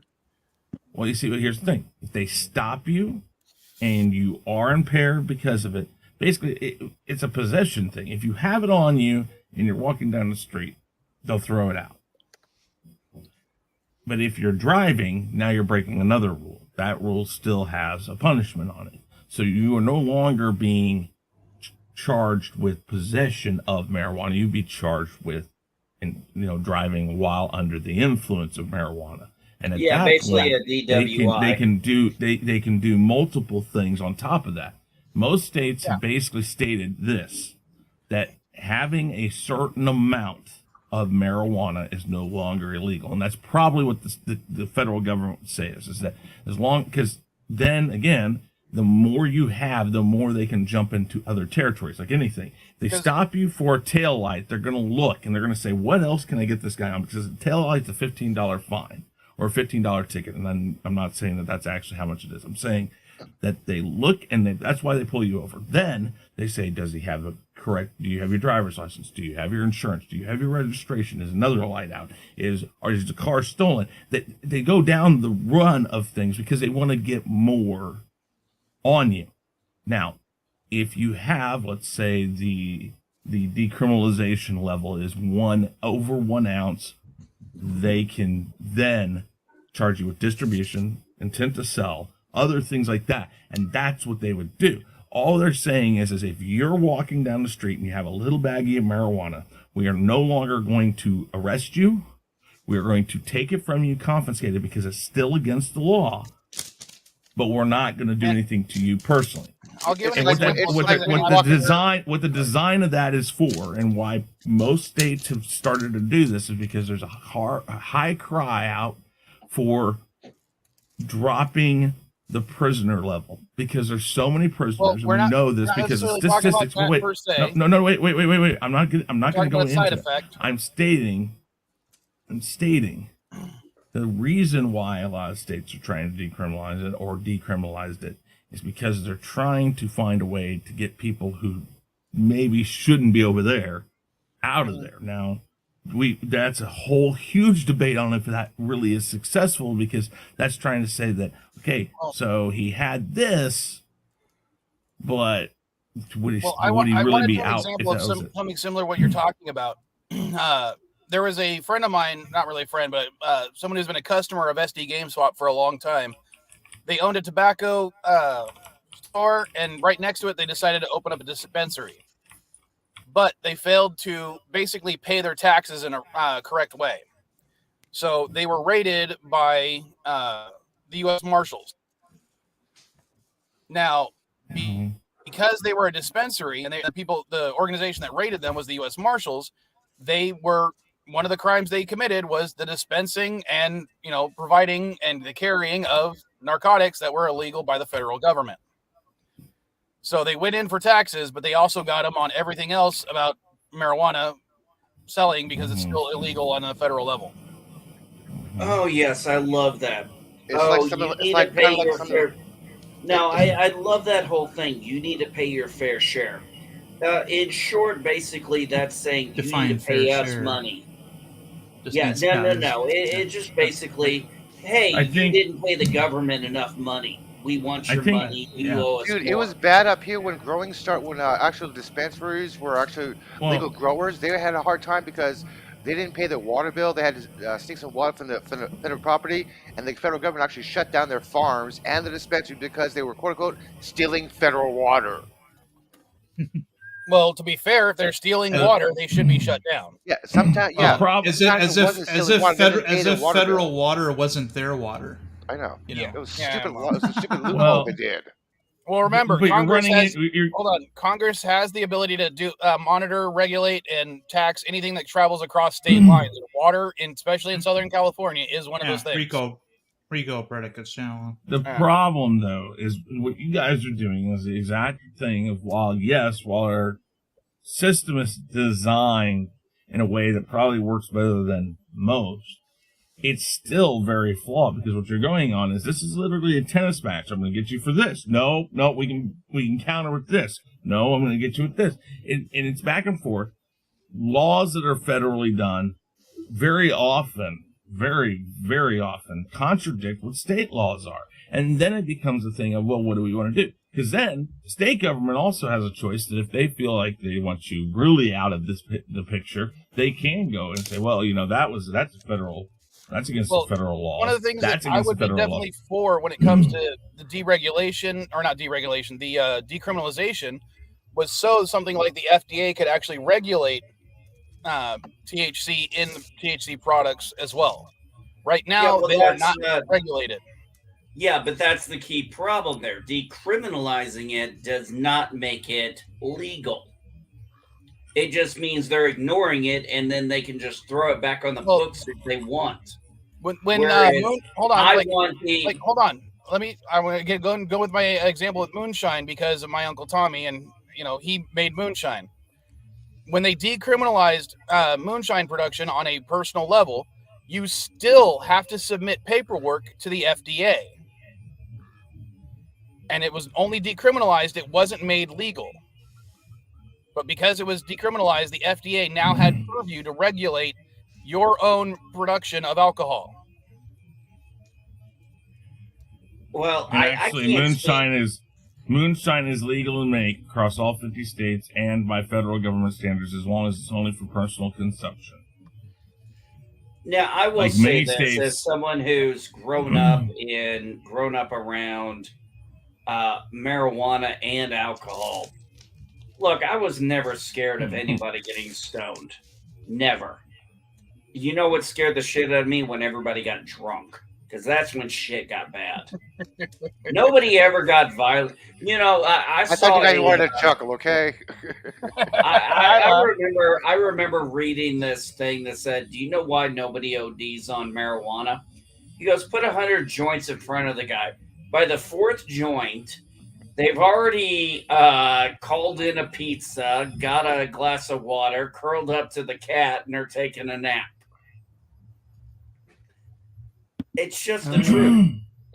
We have here, we've had a number of car accidents directly linked to people who were high Is on it? marijuana. It's legal in New York now, isn't it? Yeah. Yes, It but very recently became if you- decriminalized. Okay, but you should decriminalized. also. But I would but say you that guys driving have- while wait. intoxicated is something you can apply to both alcohol, marijuana, and even over-the-counter drugs. Bird. Last I checked, it was because certain over-the-counter drugs, they tell you do not operate vehicles Yeah. while taking. Yes. Bird. Is it medically legal? No, It's medical. it's decriminalized. Just There is decriminalized. also there is legal medicinal use. Okay, that's right. Um, Okay. All right. There is some legal I just medicinal wasn't sure. use, but it's weird. You have to get it from a hospital. It's not That's weird. it's not like we have medicinal dispensaries No. like New And Jersey. some states did that. This state had two. When we got medicinal, we had two different bills that came up at the same time. Two different laws that came up at the same time. Both were going to make it medicinally legal, and one was with dispensaries on it, and where we would like regulate what farms could grow it, so on and so forth. And the other one was it would be fully state controlled. There would be money put towards, research about it and all this other stuff. And it would only be allowed from hospitals. And that one didn't pass, the one with the dispensaries and everything, because the tax revenue dollars were so much higher on that end of things. You know, when I went to the dispensary in Illinois, the one I go to, I asked one of the gentlemen there, I said, "How long have you been working?" He goes, "Since we opened." I was like, "What shocked you the most?" He goes, "All the old people who come in." And I just kind of laughed. He goes, "Man, I get these 60, 70-year-old people who come in and like, yeah, this is the first time I've ever gotten a receipt for getting weed." Sorry. No. I thought it was No, but a funny. lot of these people, Their generation smoked a lot of weed when you were a kid. exactly. Oh, yeah. And it's like, Yeah. so I don't know why a doctor or anybody was, I mean, I remember when I went out to California before it was legal. It was only legal medicinally. And if you were walking down any of the boardwalks, they would have these people out there with, little advertisements saying, "Hey, get your medicinal marijuana here. Get your medicinal marijuana here." And then they'd stop people, randomly, and they'd be like, "Hey, do you need a medical marijuana card?" And I got stopped one time, and I said, "Well, I'm not from California." She said, "It doesn't matter. Let's get you right in here." And what I came to find out from friends of mine who lived out there is what they would do is they just bring you in there, and the doctor would be like, "So you need a medical marijuana card?" And you could say no, and he says, "Well, then I'm going to put it down here. You have glaucoma or something." They just write up. They didn't care. They were just, "Here you go. Here you go. Here you go." Yeah. And that's why, like, literally, it was like a year or two later, they just went and legalized it for recreationally. I mean, it was like, but it was so funny also because at the end of the night, when like the police would come to clear the boardwalks and stuff, those people who would be out doing that would be seen. I mean, they were like ghost town. So. Well, in Illinois, for example, they have they really, even though it's legalized there, they do try to get people to get the medical card because then you avoid certain taxes. Yeah, there Well, really there's doesn't that. apply In some here. states, Because there's some a- states allow you to have more on you If it's been Well, it's not about that. It's about the costs and the taxes because Yeah, it's about $1 I to mean, $3. That's it here. That's a yeah, difference. the medicals get a discount. Like for example, my wife and I get actually our dispensary went up to 20% discount for veterans. And trust me, there are a lot of veterans who go to the dispensary. I've had some good stories with some of them. Yeah, if you're a vet here, you automatically get a discount. Yeah, I mean we went from 10 to 20%. I was like, or sorry, 10 to 15%. I was like, holy shit. Yeah, And you know, my wife and I being both retired disabled vets, that just adds to it. yeah, there are some dispensaries for new patients. You get like 10% off. If you're a vet, you get an extra 15% off. If you're a senior, you get some much percent off. And there are some vets and seniors who take advantage of that extra discount on here. Well, that's the other thing I like too is, you know, I can use my points, I can use my veteran discount, and they're stackable. Everything's about bundling. If I had a passport, Dandelion Fluff, only if I had a passport. Dandelion, yeah. Hey, you know, we'll get there eventually. Yeah, it's I so actually nice to chewed think out. that I back actually when this chewed out. country was first, back when this country was first founded, we allowed that, and I mean, we did everything in our power to take it out, and now we're doing everything in our power to get it back. And it's like, you know, it's amazing. If the government had just not done anything, it would have saved itself tons of money in retrospect. Yeah, but everything about cash revenue at the time. You know, there was something that I wanted to say earlier, but you know, it's like, and these two things, these two ideas are mutually exclusive in many of these arguments. But on one hand, you can't legislate morality, but on the other hand, my God, okay, again, this just is a found a kindred brother in what? Oh my God, there you go. All right, so this is what I was hoping to avoid. Yeah, by saying that I had a two-part statement, I was hoping somebody wouldn't jump in and interrupt me. But you know, it's Chris. He will, because you interrupt me. I interrupt you. LDG's not here to interrupt, so Chris is doing his job. Okay. Well, LDG's not here to cough into his microphone and hack up loogies in his microphone and shit. That's what he's not doing. Anyway, no. On the same token, though, yes, you can't legislate morality, but on the other hand, sometimes our laws are there just to simply say what we find acceptable behavior and what isn't. So, for example, you know, we have laws against robbing banks. Do people still rob banks? Well, yes. Yeah, occasionally they do. Wait, never mind.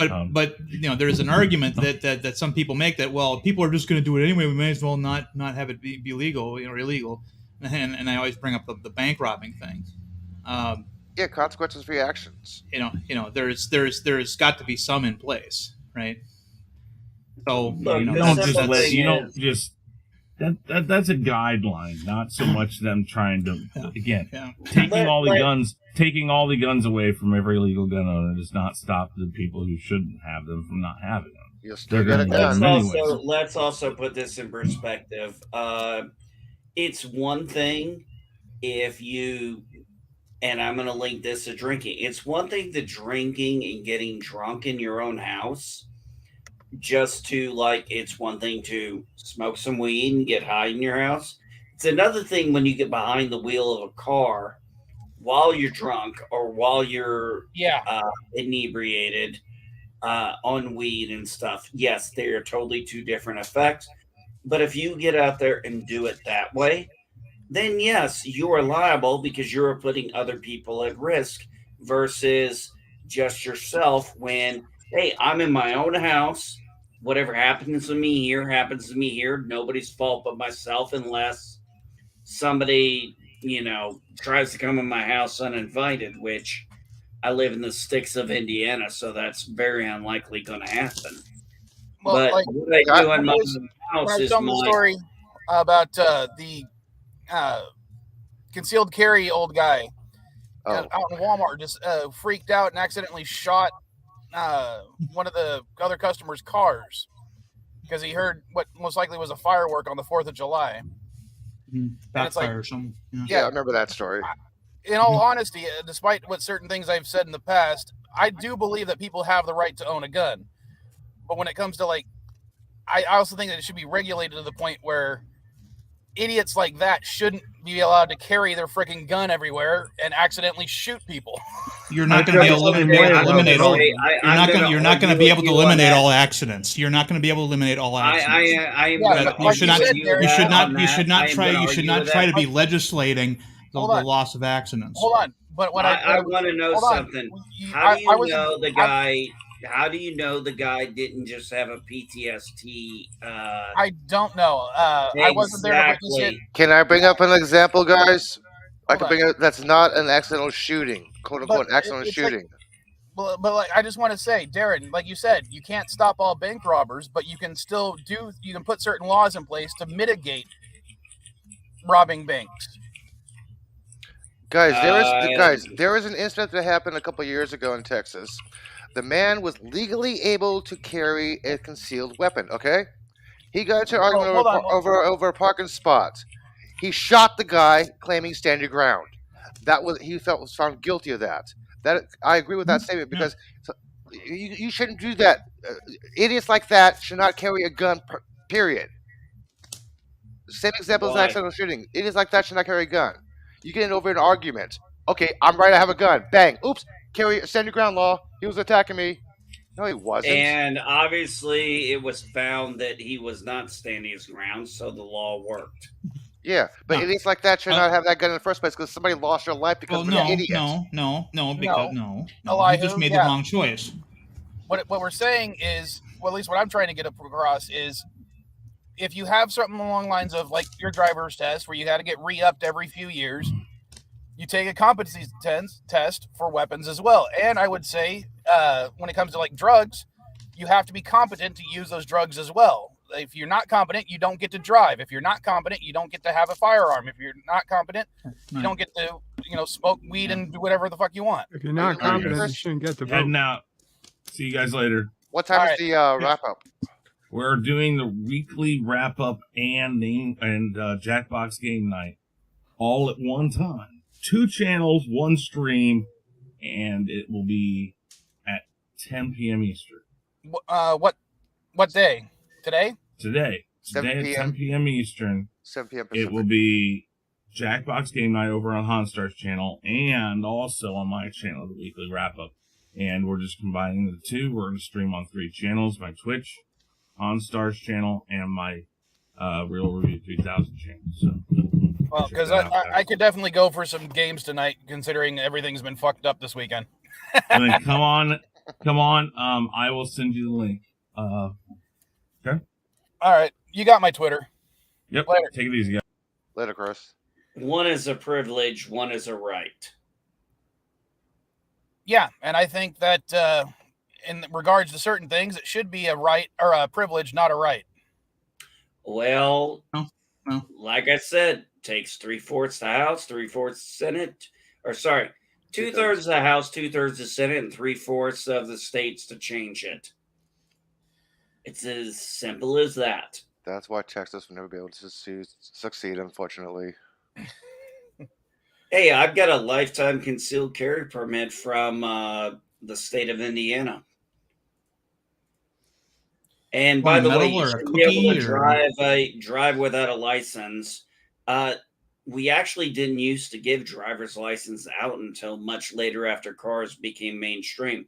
As far as the gun goes, last time I checked, that was a constitutional right to have, and you still go through, and I don't care what anybody says. I bought guns many a times. I bought rifles. I bought pistols.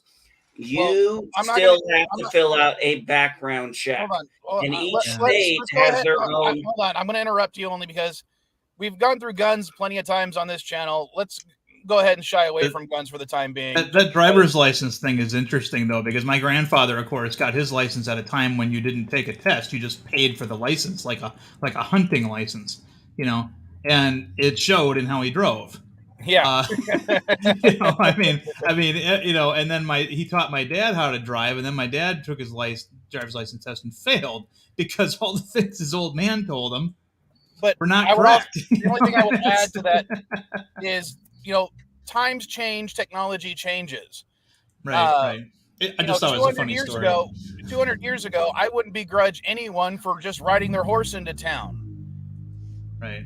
And I live in Southern California. We have certain areas where if you try to ride your horse through town, you're going to get in trouble. Right. Yeah, and your horse is going to get hit. Yeah. Yeah. Sorry for coughing. We have Amish in this state. We have all our own little laws concerning that. It's not a uniquely Californian thing. Yeah, the only horses allowed on the street of San Francisco are the police horses. You cannot have a private horse on the street of San Francisco. Mm-hmm.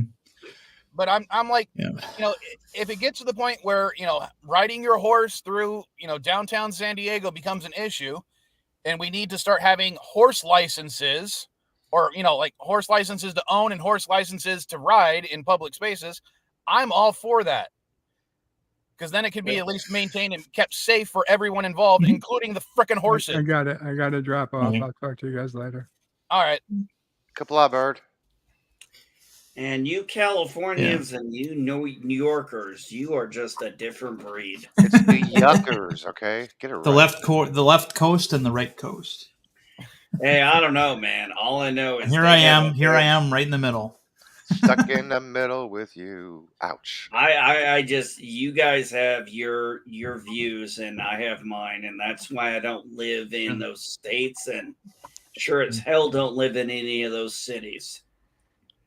I'd be miserable as fuck living in like New York City and the 5 boroughs. Or if there was an EMP event where all electronics failed, there'd be a 95% die off within the first 3 weeks in large cities. Now, that's because in the suburbs and in the suburbs and in the country, there would be a 60% die off. So we're not entirely safe out here either. But you are if you're like me. Well, let's put it this way, Darren. Let's just go with the issues that I had this morning. My house lost all TV and internet from our satellite dish. That sounds like a first world problem to me. Yeah, we started freaking out because of course TV's out. I can't do my live stream. Right. I had to drive somewhere just so I could get internet back so I could do my freaking live stream. Yeah, that is definitely a first world problem. So me on the other hand, I think my family, if shit hits the fan, we're good for at least 4 months. But we also kind of prepared for that kind of stuff. If it happens in the spring or the fall, that's better than either the summer or the winter. Exactly. The winter is the best. Teaching kids today is also survival techniques, at least when it comes, like I was taught by my grandfather, when we went camping, the only thing we would have is a knife. So of course, the first thing we had to learn to make were lean-tos. So we'd get, have some shade and have some coverage in case it rained. Right. Then we'd, after that kind of stuff, after we, use a knife to build our tools, to build, to make our toilet area, our campfire, then we'd actually bust out the guns to go hunting so we can actually get some food, or bust out the fishing poles to go fishing. Yeah. Actually, you would use the guns the last thing because that is the most precious ammo you have. You'd more likely want to set up traps and stuff. Well, we were never short on ammo. Let me just put it that way. Survival speaking these, right? Like 3 guns and like 3,000 rounds. Yeah, survivally speaking, MB is right. You actually want to use the ammo last, like makeshift traps and spears, then use the gun as a last minute resort.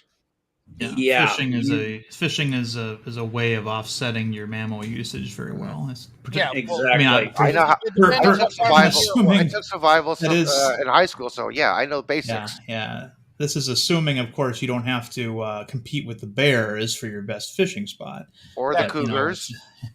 Like lions, cougars, yeah. During the early spring, we would mostly fish. It was not until late summer we would even go hunting with the guns. So, yeah. You don't want to hunt a deer while it's, rutting or with I can't remember the baby name for a deer right now. Fawn. Yeah, I said doe. That's a female deer. My bad.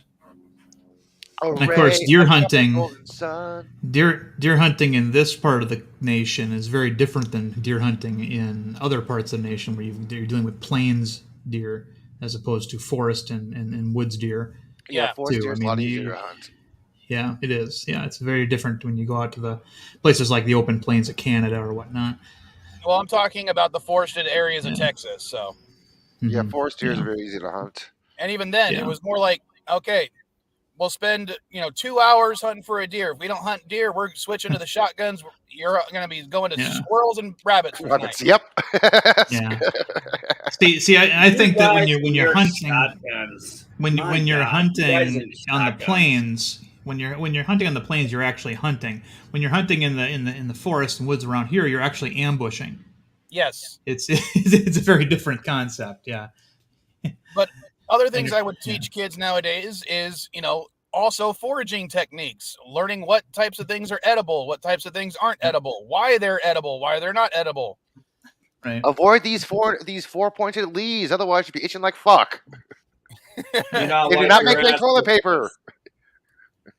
Yeah, you went right exactly where I was saying that.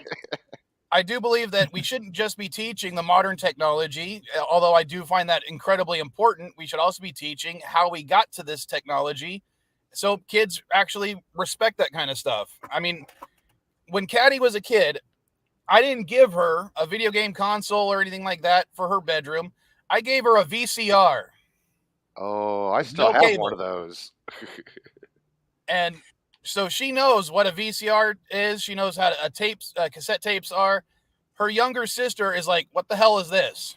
You should have gave her 8-track cassette tape, man. She doesn't even know it. She doesn't even respect DVDs because she's like, "Oh, I can just stream it." I'm like, "You can't always stream, so Dude, next time give her an 8-track cassette and say, "Here, try to play this." I remember when I was learning driver's ed, and then I got my first vehicle, and I spent 30 minutes learning how to drive stick. I spent 30 minutes driving stick, killed it 5 times, and my dad was like, "So, you gonna drive this to work, or are you gonna ride your bike?" So I killed the damn. So I drove it to work. I killed it at 2 different stop signs, and then by the time I got home, I didn't kill it at all, and never again. I'll be right back. I gotta get some more coffee. So I did learn. I mean, honestly, manual is not that hard to figure out. I could still drive manual if I had one. Just take me about maybe half hour, 45 minutes just to get used to the rev limit going up to figure out when to shift. Easy peasy. Yeah, there are areas in that similar that in San Diego where there's certain areas of San Diego you can, ride your horse on the sidewalk just like if you were riding a bike or walking. But in some areas, if you try to ride your horse in those areas sidewalk, you'll get in trouble.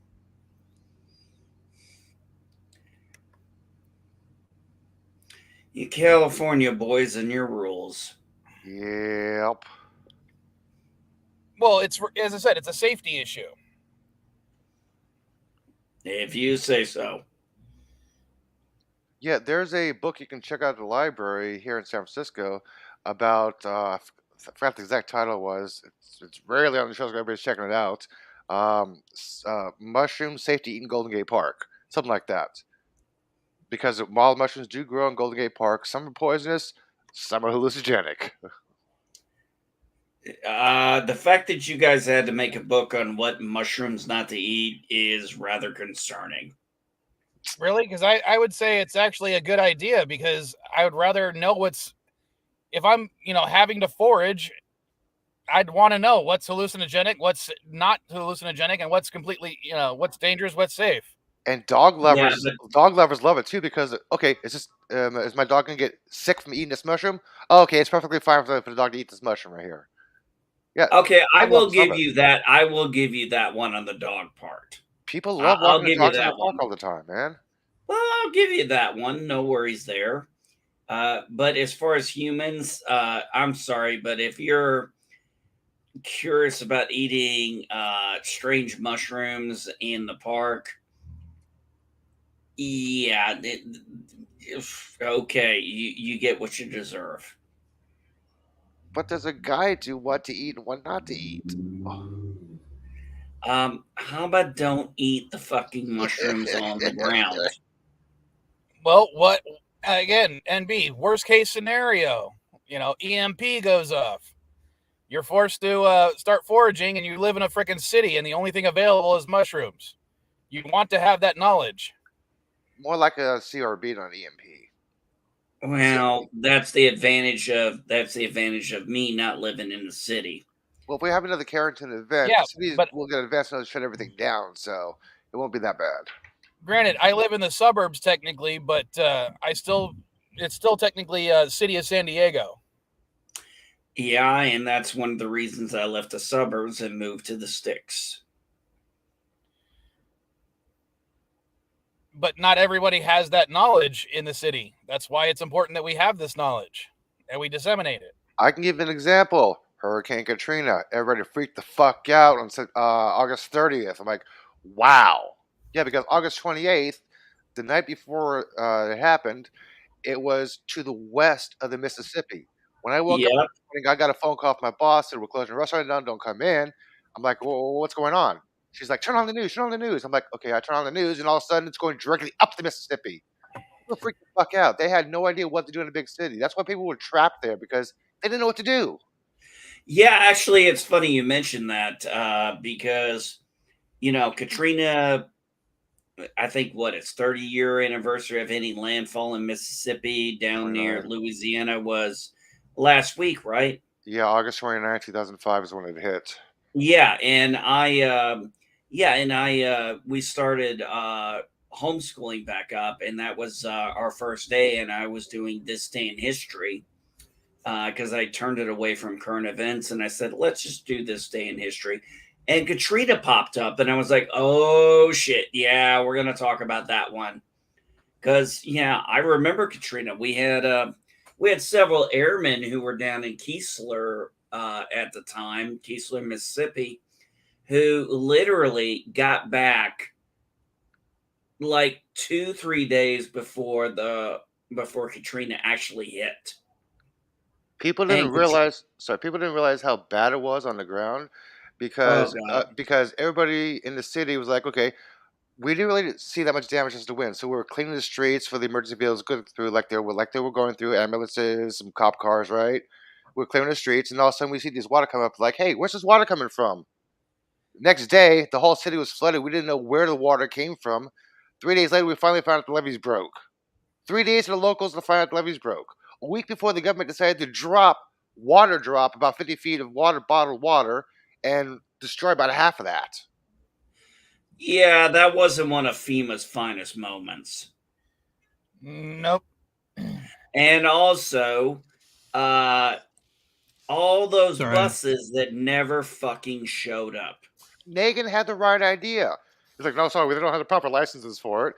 People were volunteering, saying, I have a license to drive this vehicle. I have a license to drive this vehicle. The government said, nope. I mean, yeah, Nagin was a crooked politician, but he had the right fucking idea. Yeah, he failed to defend his chocolate city. That's what he called it, his chocolate city. Who did? Mayor Nagin. While he was still mayor, he said everybody knows that Louisiana is a chocolate city. Oh, you guys remember that? No, actually, I don't remember that. Fucker's he in actually jail now. said that shit. Yeah, he was a very crooked politician. Yeah, he was. He was a nice guy, but a crooked politician. And he clearly was out of his depth. You can tell when that recording of him on the phone, where he's literally freaking out. He's like going hysterical, which is hard for a man to do since we don't have wombs. But okay, I guess I have to explain that comment. Darren, it's you. You do not have to. It's you. We know you. You do not have to explain that comment. In the strictest of definitions, hysterical is an entirely female condition. A man can no sooner be hysterical than he can have a hysterectomy. They both have the same root word. They have the same root, but psychologically speaking, of course, men can suffer from hysteria. Like, Darren, we know it's you. We know you don't have to have explanation, man. It's you, man. I try to rely on a dictionary from 1966 at all times. So. Oh yeah, I recently on one of my trips to one of my bookshops, I came across a 1941 Webster's dictionary. Very nice. It was kind of funny to go through and read some of the words and their definitions. Oh, trust me, I used to use Merriam-Webster as my go-to, and I'm like, after I've seen some of the changes they've even made, I was like, I went to my wife and I said, "Honey," I said, "we still have several physical dictionary books, right?" She goes, "Yes." I'm like, "Oh, thank God, because I'm gonna have to start using those now." Dude, you have to remember the words, the immortal Bob. The times they are changing, man. Yeah. Especially now that most people are using digital and online dictionaries, which can be changed literally overnight or in the span of moments. I mean, that's why I don't like Wikipedia. No, you Wikipedia is no, Wikipedia is only even when I went to college, even when I was going to college for my associate's degree back in early 2000s, they flat out said, do not use Wikipedia as a source unless you cite where Wikipedia got that from. Right. As long as Wikipedia, as long as it's parenthetically documented on the site, but as a general rule, you wouldn't use Wikipedia for like a research paper or something. Back in when I was in school, when I was in school, they told us not to use the World Book Encyclopedia. Only use Britannica or Americana. I remember that. And some classes even said you can't use the Webster's Dictionary. You have to use the OED, Oxford English Dictionary. Yeah. That Webster's was too commoner. It was not academic enough. I used Webster's in school.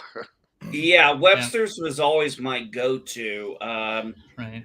Funk and Wagnalls was more secondary, but then you type in it. When I type in definitions for something, I always look for the Merriam-Webster one or the Funk and Wagnalls.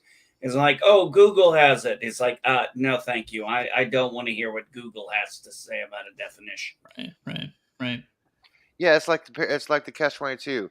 What search engine do you search on to search for a search engine? Yeah, that would be a catch-22. You have to pick one initially, and then that's not your final one. I mean, that's how you have to do it.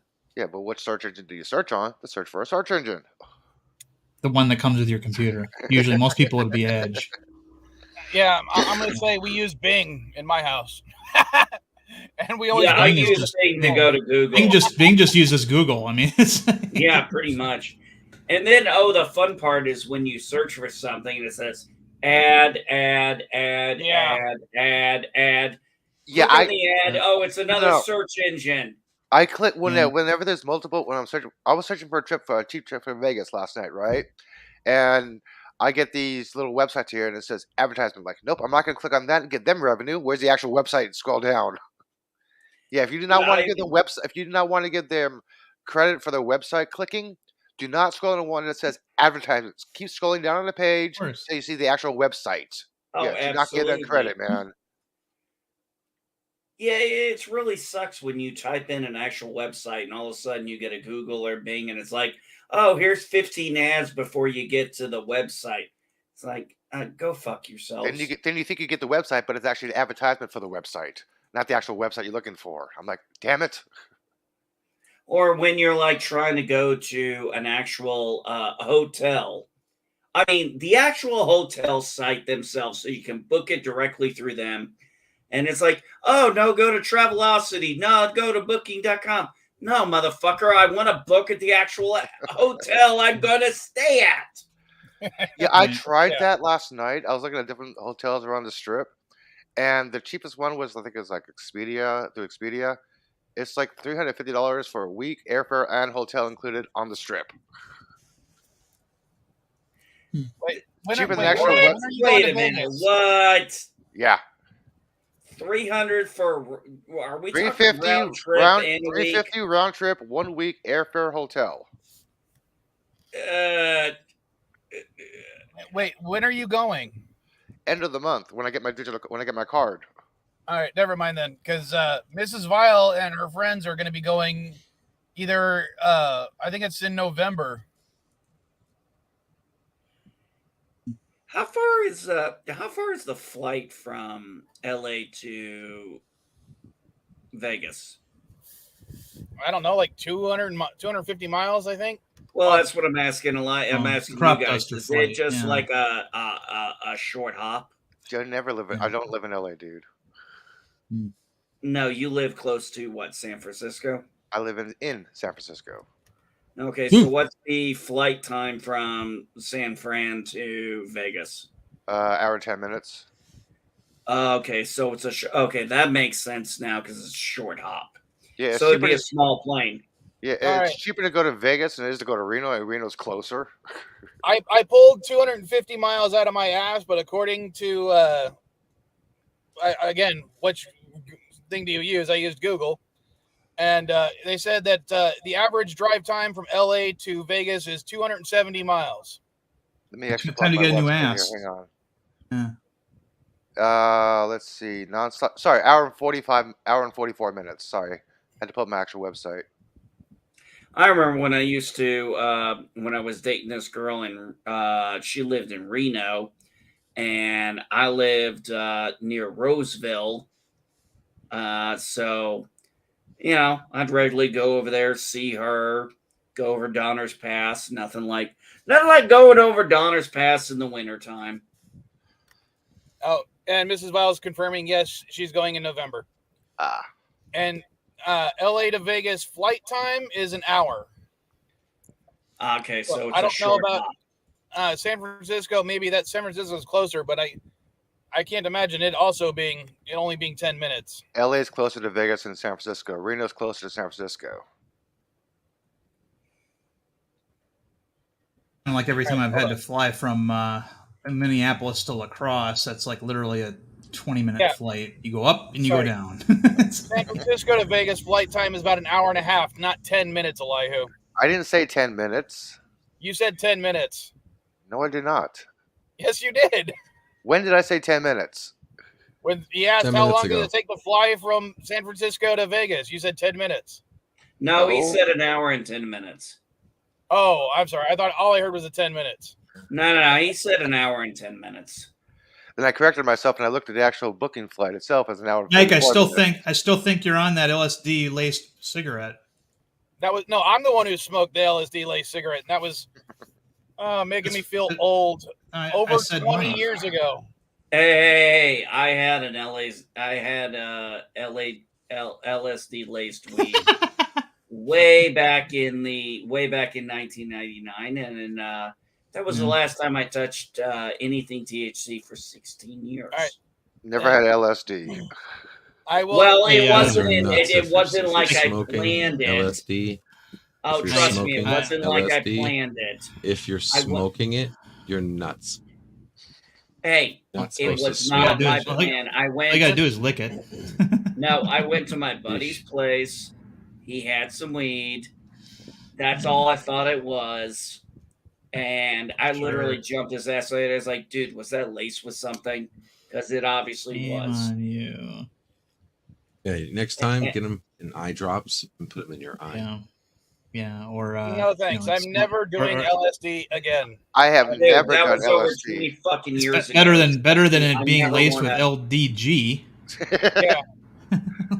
Trust me, I never want to touch that kind of shit. A joint laced with LDG just means you're gonna be batshit insane for the rest. Yeah, that's why I asked what the weather was like. There's no way you could ever get me to touch that shit again. I didn't even want to touch it back then. And like I said, if I had known it was in there, I'd have told my buddy, never mind. And I asked him, trying it once on accident, can't understand I've had friends who took it recreationally, and I'm just like, how can you do this recreationally? Wow. Especially dude, when I did that and I started feeling the effects, all I wanted to do was fucking come down. Well, you must have been on some fucked up shit then. All I remember is one time my cousin freaked the fuck out when he was taking a drop of acid in my house. And actually, it was my condo at the time. And he freaking broke my refrigerator because he was trying to get something from the refrigerator. The little gap between the carpet to the linoleum in the kitchen freaked him out. He grabbed the freezer door handle, Yeah. started hanging You're on to it definitely- for your life, and then You're definitely pulled your the own freezer against enemy. from the wall, tipping Ay, vey. everything out of the damn refrigerator. You know what'd be fucked up is showing somebody those back rooms videos when they're on LSD. Oh my Okay. gosh, I've Yeah, seen that some of would those be doctors. crazy. Those are hilarious. Darren, Yeah, that'd be nuts. Darren, Those are after funny. he did that, after my cousin did that, the next time he tried to take a drop of acid in my condo, I put on the ring. Oh, you bastard. Oh no. And when Dude. Samara No, comes out of no. the TV at the end, You know what? he Yeah. lost it. No, I'll bet. you know what fucks with you? You know what fucks with you on LSD? Spaceballs.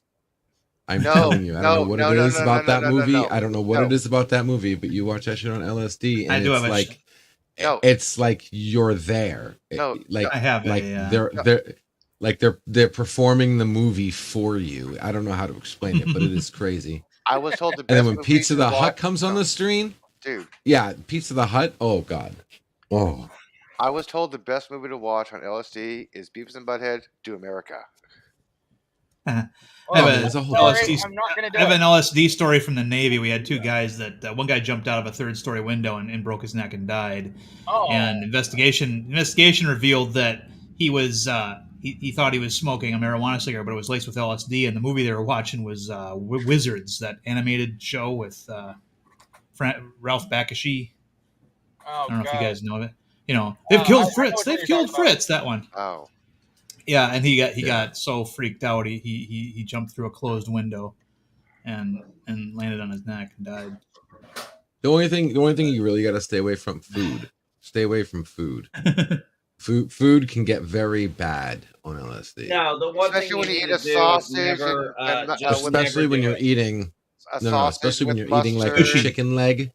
If you're eating any part of an enemy of a like a Ooh, chicken leg, animal. ostrich leg, oh my god, dude! Like Oh, you'll who see eats it ostrich right in legs? front of you. I do. Well, I was love because we were at Disney, and the only place they only have ostrich legs at Disney. I So love ostrich we went legs. over Oh, there okay. once, Gotcha. frickin' took a couple don't trips, have and those here. decided to have Kentucky an Fried ostrich Ostrich. leg, and the veins looked like worms coming out of the. It was. What it was are you disgusting. doing having It was horribly LSD disgusting. at Disney World, for God's sake? Dude, I would never take LSD at Disney You're kidding me? World. Have you not been to Yeah. Journey to Your Imagination? Oh my Oh, god! I would be too No, freaked Oh out. no, my my imagination God. doesn't No, need to be no. that fucked that up. sounds like an LDG Oh, thing. See, I this is used why to- I'm not I going was- to Orlando, okay? This is why I'm going to Vegas, not Orlando, man. well, we did it Vegas is right, more so civilized. There's no right there. we did it right. Hold on. Oh, there's Hold absolute on. right. When you're standing in front of Disney and in front of the train ride, you know how the train is like before you walk in for like 3 hours, and it literally feels like 2 minutes. Oh yeah.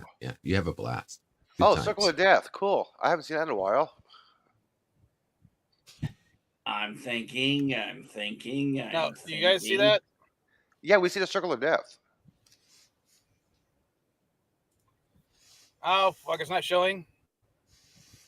Our Disney. It's showing now. It's taking a minute. Oh yay! We have a fact checker. Actually, emu legs. Emus are vicious. I don't have a problem with eating No, those. it was our Disney turkey legs really emu, and it's false. So no, it's not ostrich or ostrich. emu legs. They're freaking turkey legs, Elihu. They're ostrich Not legs, either. dude. It's LDG They are said that, turkey not legs. me. LDG said that, not me. Your turkey legs. Huh. You agreed. I said I love eating ostrich legs. I love ostrich. I used to have ostrich turkey at my store. I've had ostrich. Ostrich legs are incredibly great gamey. They have very little meat on them, except for like a very small portion. Dude, when I was a kid in Phoenix, I used to go out to Apache Junction to the ostrich races, and we had ostrich all the time. I loved the legs. I loved chewing on them when I was watching races. I like to go to carnivals here. We have deep fried beer. Say what? Yeah, deep fried beer at our festivals out here. How do you deep What do they fry just them? put the whole can in, or Okay. what? No, this is what they do. Okay, it's like a ravioli where they put it. They take the beer and they freeze it into ice cubes and they put it inside the ravioli and then they deep fry it. So then when you bite into it, the outside's hot but the inside is still cold beer. And they're actually better than they sound.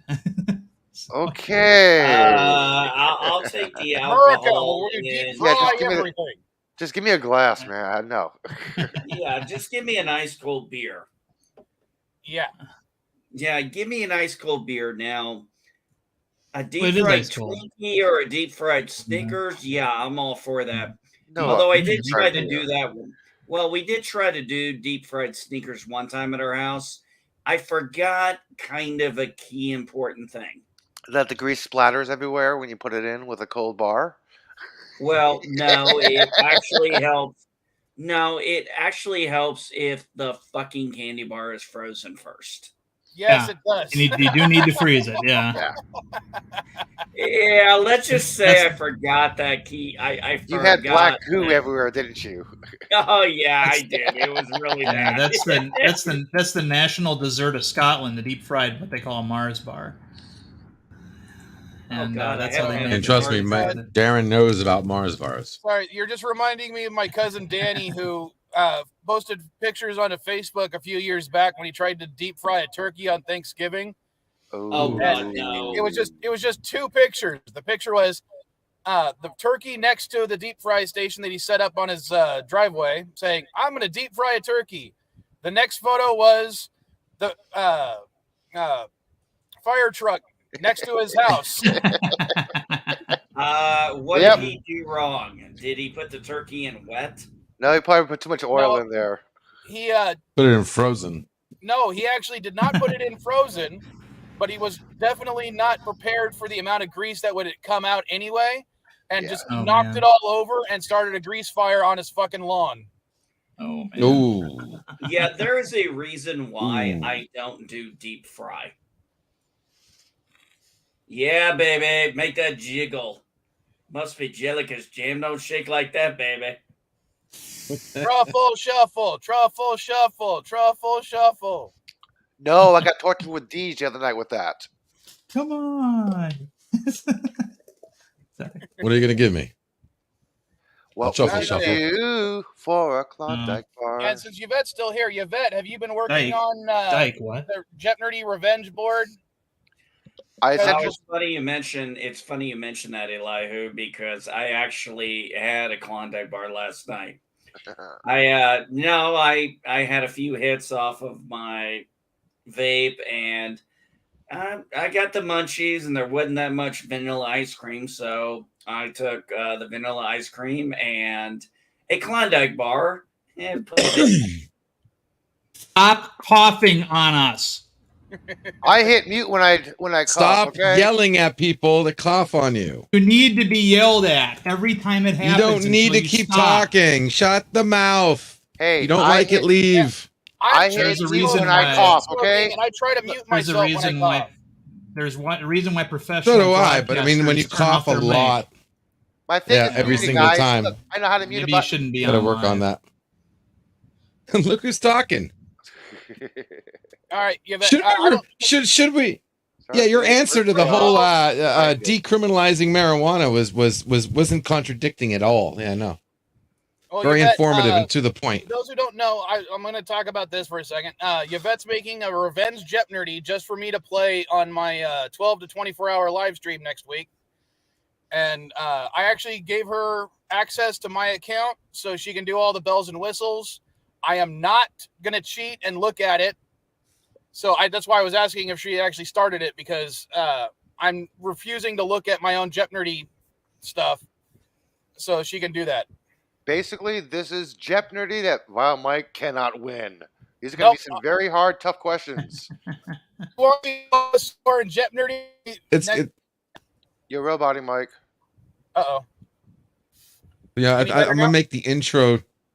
I'm going to make the intro from the Ghostbusters, a bunch of Waverly lines. I'm sorry, you're just not getting it. Even if he gets the right answer, he's wrong. Okay, now talk, Mike. Lion Mike, what is the mating speed of a swallow? Depends. Are you talking about the Arctic swallow or are you talking about the eastern swallow? Well, I don't know. Good job, sir. No, for instance, We were talking about people yelling earlier. There. Hey, what do you call swallows from? Guys, I gave Yvette a set of questions that Mike thinks he would know, but he will not know. What do you call swallows from Iceland? Bird of Prey 5. A hard swallow from Iceland. What do you call a swallow from Iceland? An ice swallow. There you go. You swallow what? Terrible. Was that supposed to be funny? That's why I said Bird of Prey 5. Because you should write for She-Hulk. You should write for She-Hulk. I should write for the Orville. Yeah, tell me about it. Yeah, no, someone got Bird to say I swallow cum on a stream once by saying I swallow cum.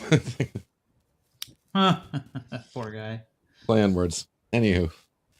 No, She-Hulk, you're definitely writer material. And of course, Bird realized it like, a microsecond after he finished saying the word. Well, yeah, I mean, look at She-Hulk. Such an amazing show that they have 30-minute production and only 20 minutes of content. Well, it would have been nice if the boss that was watching them twerk would have catcalled her. That would have brought it around. Just know I have not watched it yet because I'm trying to catch up on other stuff right now. You're not missing anything. It is seriously though. It's in the Marvel universe in 2025. I'm sorry, but do you expect me to still believe that New York construction workers are still catcalling at this time? I'm just not buying. The writers want you to believe that, obviously. And they want you to believe that. I'm just not buying they still catcall now. Well, they want you to believe that they are. Hold on. Okay. They want you to believe that they are, and that is on par with, all the tragedy in the Hulk's life. Oh, yeah, it was so funny how she talks about how she controls her anger so much better. It's kind of like... And yet, while she's doing that, she turns into She-Hulk because she's getting so angry and worked up. I'm not going to talk about that because, as I said, I haven't seen it. But I will say, back when I worked construction, yes, this was about 20 years ago, we did catcall, but we catcalled the food vendors. That sounds about right. I was like, "Oh, that's looks like a nice chimichanga. Why don't you bring that up here and put it in my mouth?" You guys were probably more concerned about eating than you were the chicks. Oh yeah. Well, you have to understand. This is Southern California. Almost like half our workforce was chicks. So we stopped catcalling chicks and we started catcalling the food vendors because that's something everyone could agree on. Well, the problem is when you catcall a chick and then she can actually go toe-to-toe with you, it takes the fun out of it.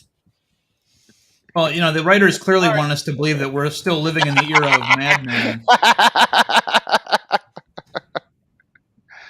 Had to pull it up for you. I don't understand that. The one part I thought was so hilarious when she actually says that thing. When an incompetent man tells me the expertise of my job, I'm like, you're a lawyer. Egos kind of go with the job. Yeah. Well, there's that, and every time a woman, has been accused a man of mansplaining to her, it was because she actually did need it explained to her, and she was just upset that she did. In every workplace that I've been at, where that was a problem. Oh yeah, I love this one where they. That's not the case. Yeah, I had no idea. I've seen people mansplain a woman's job to her before. Well, some of them need it. I honestly, no, she did not need it. This guy was an idiot and an asshole and a self-conceited prick. Yeah. Mm-hmm. Well, that does happen too. But 9 times out of 10, when some woman comes to HR with that accusation, it turns out that it was her boss, and all he was doing was going over her stats and paperwork and what she can do to improve. It was not a boss in this case. It was another coworker. Sorry, I got a phone Another call. coworker is probably not a good idea. You're right. I mean, but I don't think it's as widespread, because the only definition of mansplaining is that when a man explains it to a woman. A lot of women prefer male bosses. When a man explains to a woman. I'm going to change the subject a little bit because Yvette goes, I get wolf whistled occasionally. It's flattering. Here in San Diego, we have an area called Lakeside. It's basically like Little Texas, if you want to understand what I'm getting at, okay? I was parked at a red light, and, I'm smoking, so I got my window down, and I see a 1958 Corvette convertible. Oh, nice. And I just happened to just look at it, and I'm looking across the street, and I just go. And I didn't notice a woman was crossing the street as I was doing that. She immediately starts yelling at me for objectifying her. And again, this is Lakeside I'm talking about. Mm-hmm. And I was like, ma'am, I was not whistling at you. I was whistling at the Corvette. Then she immediately got mad that I did not find her attractive. Yeah. So, yeah. I remember a funny incident back when I was in high school. I remember, and this was in the mid-90s, and I remember checking out this girl. And look, I'm the kind of guy, if I'm checking you out, I'm not going to sit there and shy away and hide it. You're going to know I'm looking at you. And she kind of noticed and I guess took issue with it. She came up to me, and I just literally could not believe how this conversation went. She goes, I'm a lesbian. I was like, okay. She goes, do you know what that means? I said, we like to eat the same things. Yeah, oh my God, the look on her face. She got so red. And she just walked out because she had no comeback for that. I couldn't believe I came up with that on the fly like I did. I mean, I'm usually good at coming up with bullshit on the fly, but that's pretty good. Yeah, that was one of my better. Yeah, that was good. I'll definitely use that. If I ever get asked that. Yeah. That was one of my best that I came up with. I'm gonna steal that from you if that comes up. Oh, you should. Well, I had another incident. I'll never forget this one. You had this chick.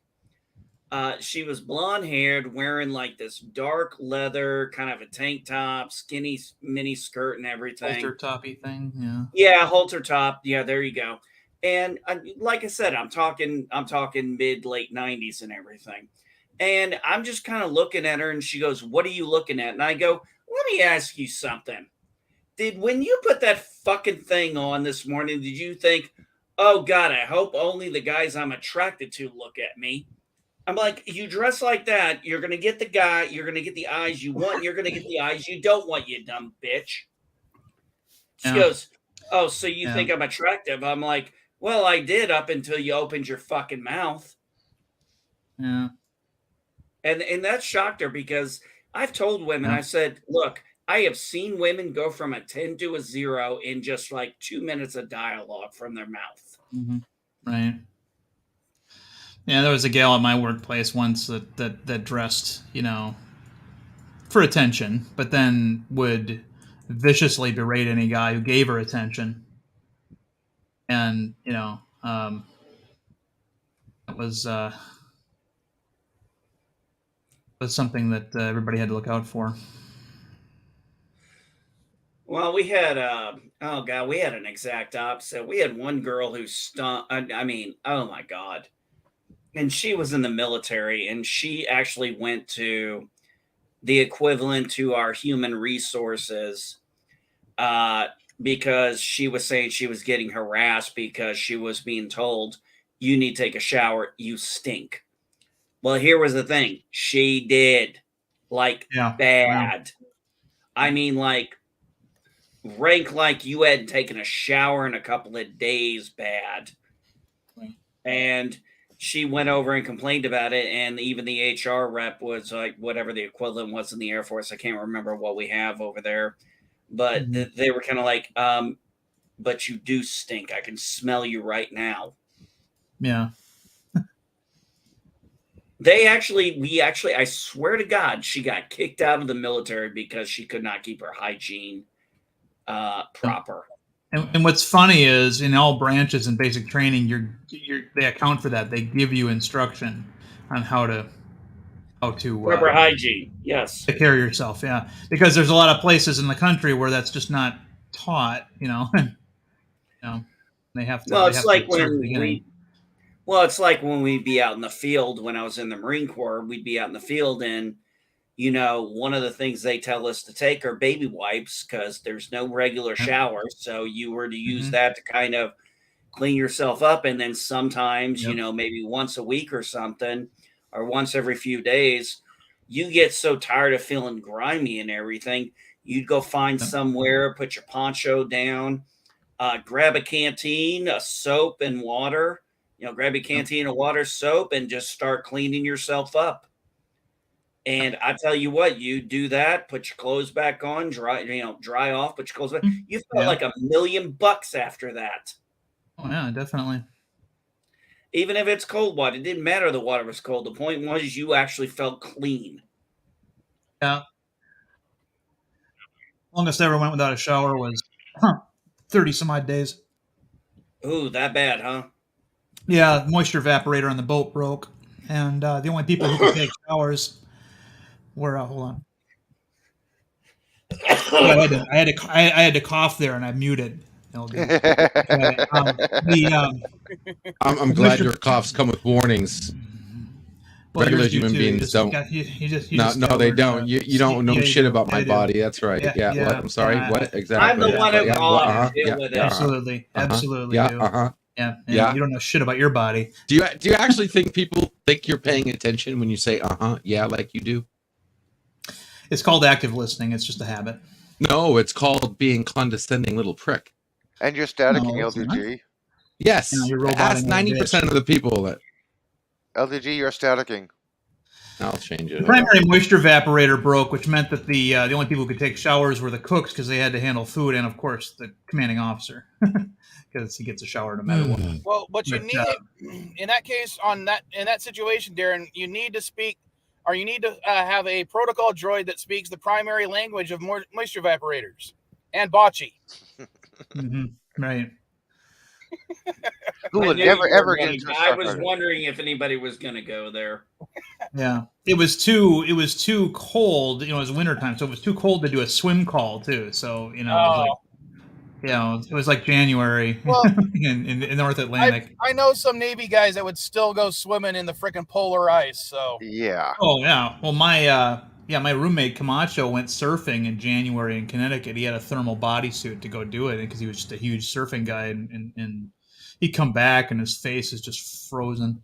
Everything else was toasty, but but he had fun, right? I remember. Yeah, he had fun. Okay, that's what counts, man. As long as he had fun on R&R. You had to find some place. Now the worst times for us were at 29 Palms. Because we went there in January and February, so it's freezing ass cold at night in the desert. And you're debating when you wake up in the middle of the night, you're debating how bad you want to actually walk to the bathroom to go pee, because you step out of your sleeping bag, it's going to be freezing. The moment you step out of that case pan, it's going to be even colder to walk that 80 feet to the damn bathroom.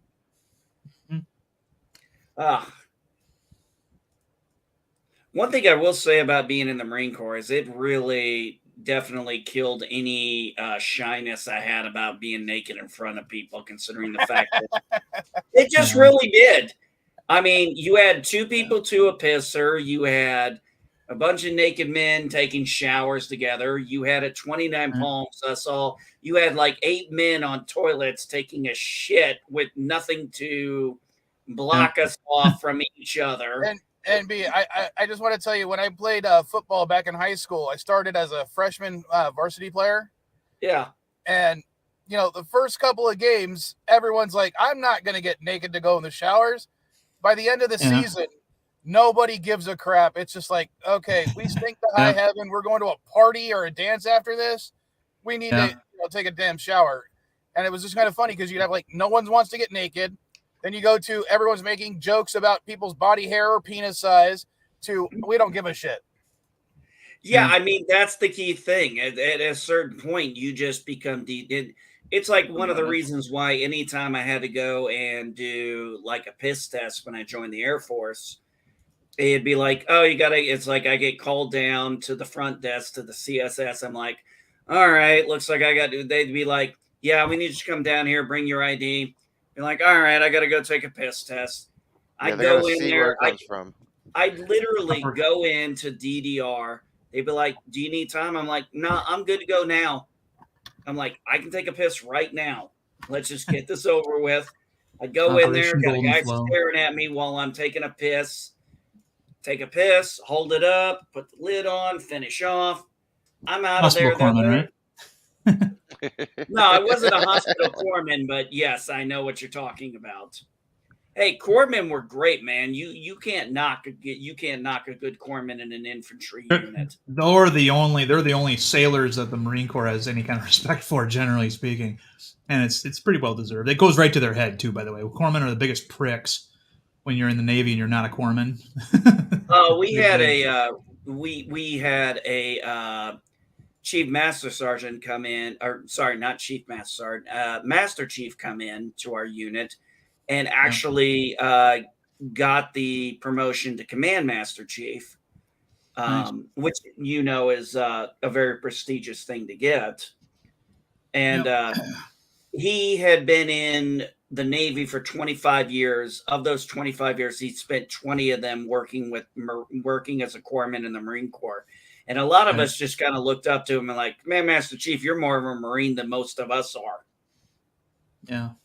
Yeah, that's definitely it. I mean, you run into them in our basic training, because just like with any other branch's basic training, it's the top, 2% or whatever that have enlisted that get to go, and be instructors there.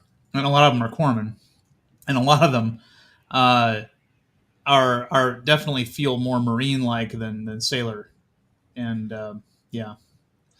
But you'd also run into these corpsmen that were like E3 and stuff, like on the base, because we had because RTC and NTC are neighboring bases. They're like right next to each other, like separated by like 10 feet, and they were jerks to you too. And it's like, wait a minute, I understand this. I understand the Master Chief, being that way, but what have you done, But I never worked with anyone past anyone lower than an HM4. Yeah. And the only other corpsman we are not corpsmen, but the only other sailor we really worked with was who is still a friend of mine was the no, I'm sorry, HM3 is what I meant to say for third class. And we had our chaplain, and then of course he had his RP, he was an RP2, and was one of my best friends throughout my time in the Corps. Yeah, he is a great guy. And actually, our chaplain was kind of interesting because where he did most of his best sermons, either at the smoke pit or in the smoking area of the ship, because he was a chain smoker, and that's where he would do a lot of talking with people, was at the smoke pits and stuff. Right. Did I take another test? No, not yet. What is he talking about? I don't know. He wants us to think he has a busy life, so he always comes on like we're interrupting him in one of his conversations. Keep yelling at me. Oh, okay. Family works. Okay. I missed you. Did you ever deal with an exchange officer though, Darren? Yeah. I mean, from another military, yeah, we did. In fact, we had one, a Brit, and he was called a lieutenant. Not a lieutenant, a lieutenant, because that's how they pronounce it out there. And they would get after us for pronouncing it in lieutenant, But yeah, we called him Benny Hill because of the way he saluted everybody. Oh, because of this. Yeah. Yeah, there was a French guy who wrote us for about a week and a half too, and he saluted like that, and we thought that was funny, but it's, yeah. Yeah, we had. I actually ended up. I was the comm officer's driver for a while. I was the. I think comm or not the comm officer. Sorry, the ops officer. I think he was the S4.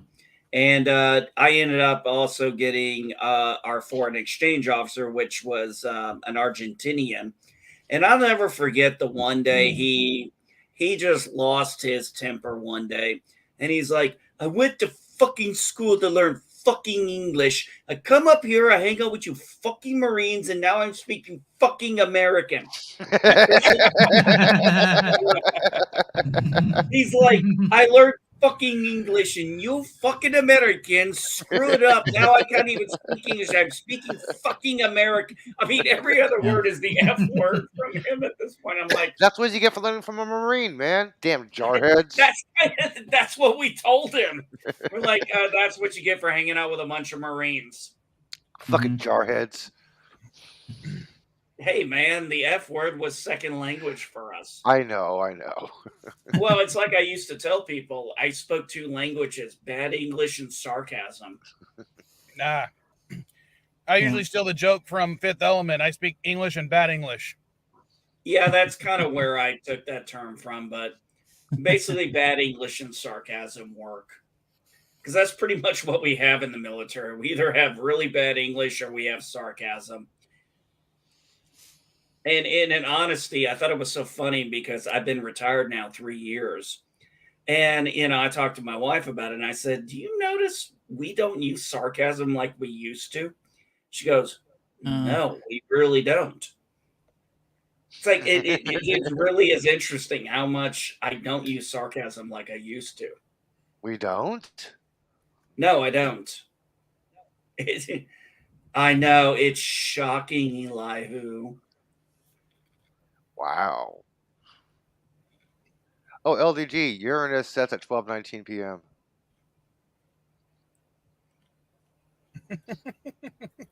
He's infatuated with Uranus, so hey, I have to let him know. I actually thought about getting a job at Subway and putting in my resume, just see if it could be something like from American Beauty. "I don't know if you're qualified to work here." "Well, I have Subway experience." "Yeah, 25 years ago." "Well, I'm sure there's been major advancements in the fast food restaurant, but sure you must have training program." I'm sorry, that is just one of the greatest lines in a movie. Is like when he goes, "You have an application. We're not hiring for managers. That's okay. I want the job with the least amount of responsibilities." And then he goes in with his application. He's like, "I do have food service." That really was one of the funniest parts of the movie, I thought.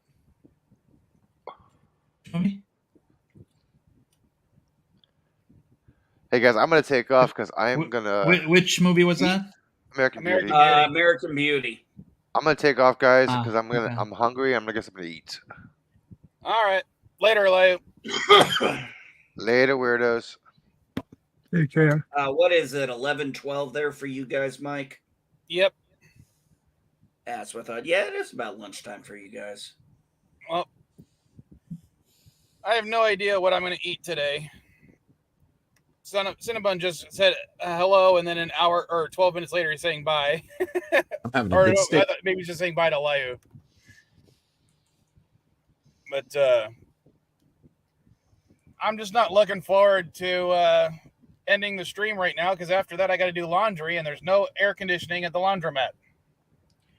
That's okay. I got to do dishes afterwards, so I'm in no big hurry. Yeah, but it's like 86 Can't wait for the degrees outside Twilight right movie. now at 60% humidity.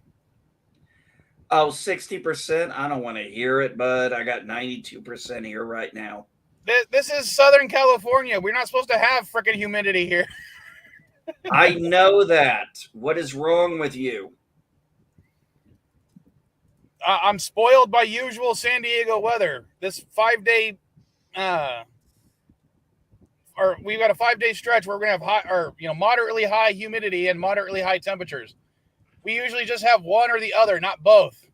Yes, I lived in NorCal for 7 years. I'm aware of this. So everyone's complaining. Yeah, well, talk to me when you wake up in a place and by 7:30 they have the black flag out. Then come talk to me about humidity. I think Darren knows what I'm talking about there.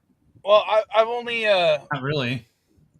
last night, despite the fact that we had the air conditioning on, I still woke up drenched in sweat like 3 times last night. Oh, I got something I got something that if you could afford it, you might like.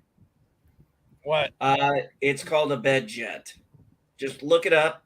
It's basically an AC unit that goes under your bed that you actually put under your bed sheet. Or it can be also used as a heater. Well, if I get one of those, it's going to Mrs. Vile's house first because I think she would enjoy that a lot more. Hey, Dandelion, don't knock the hot flashes. Even us old men get them at times. Although we call them night sweats. I see them according, I just did a quick search on it. It's like they're ranging between $300 and $1,000. Yeah, the one I got was about $350. Yeah, I didn't say it was cheap. No, and considering next week the whole point of the live stream is to raise money for a new computer, a decent computer, not the one I'm using right now. How much was your budget? I want to get another one that can actually handle processing videos. So I need one What's with the budget. I'm hoping to get one for about 1,000. As of right now, I need like 900. What kind of processing speed? What kind of RAM are you looking for? What's your cache put out? I can't remember the stats of the one I bought, but well, I mean, you can have RAM all you want, but you also want to make sure your bus and cache are, good too. I may be out of practice on making computers, but I still remember how to do that. What kind of processing speed you going for? LDG would probably actually be useful in this situation. I was gonna say, I learned everything I learned about building mine from Linus and LDG. So everything I learned right when we actually need him, he's not here, of course. I'm right everything here. everything I learned about building. He's still reeling from that compliment I gave him. Oh God.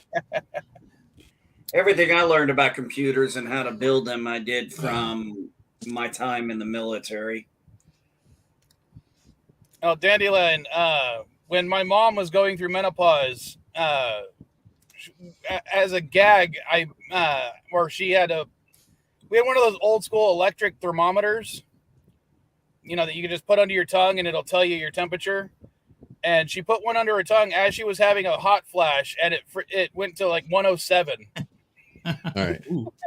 There we go. We thought it was funny as all hell. Ooh. More like scary as shit.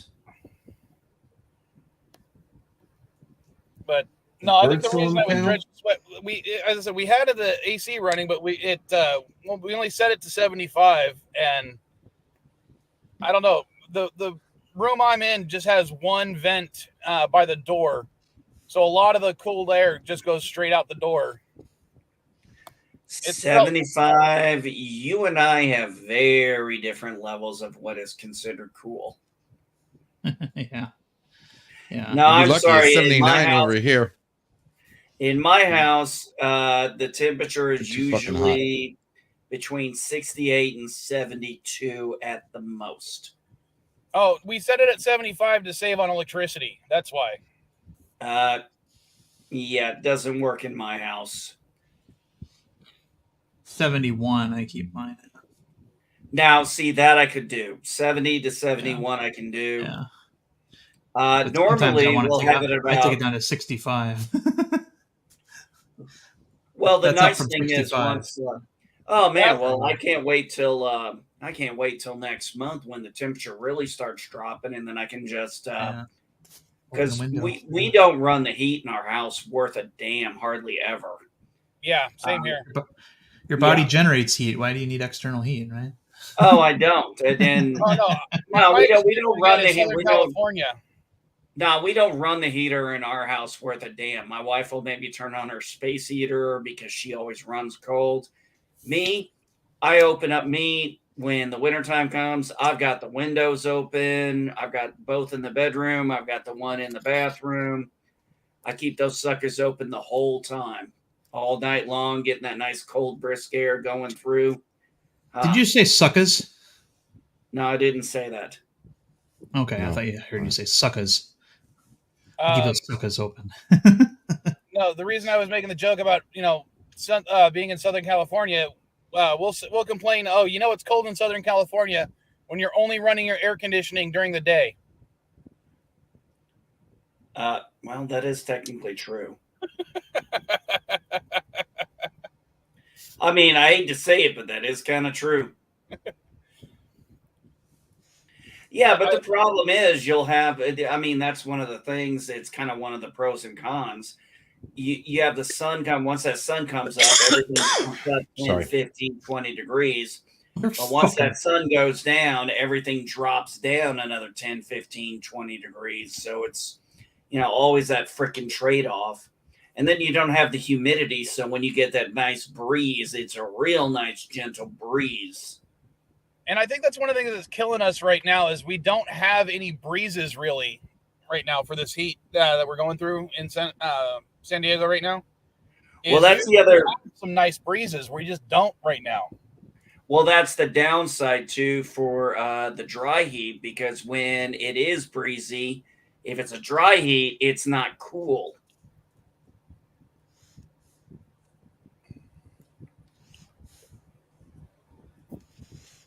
Well, you bet. I'll give you one of the things that's happened recently. In one of my stores, I had to pack out from the frozen section, which meant I had to go to the back room freezer to grab some product.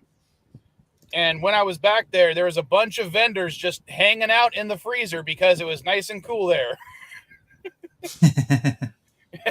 I remember when I worked at the gas station and I'd be outside, when I worked at Shoney's, and I'd be outside in the heat, unloading the truck. And then as soon as we were done, I'd immediately be like, I'm taking a 5-minute break. And I'd immediately go hide my ass in the freezer for like 5-10 minutes. Just so I could cool the hell down.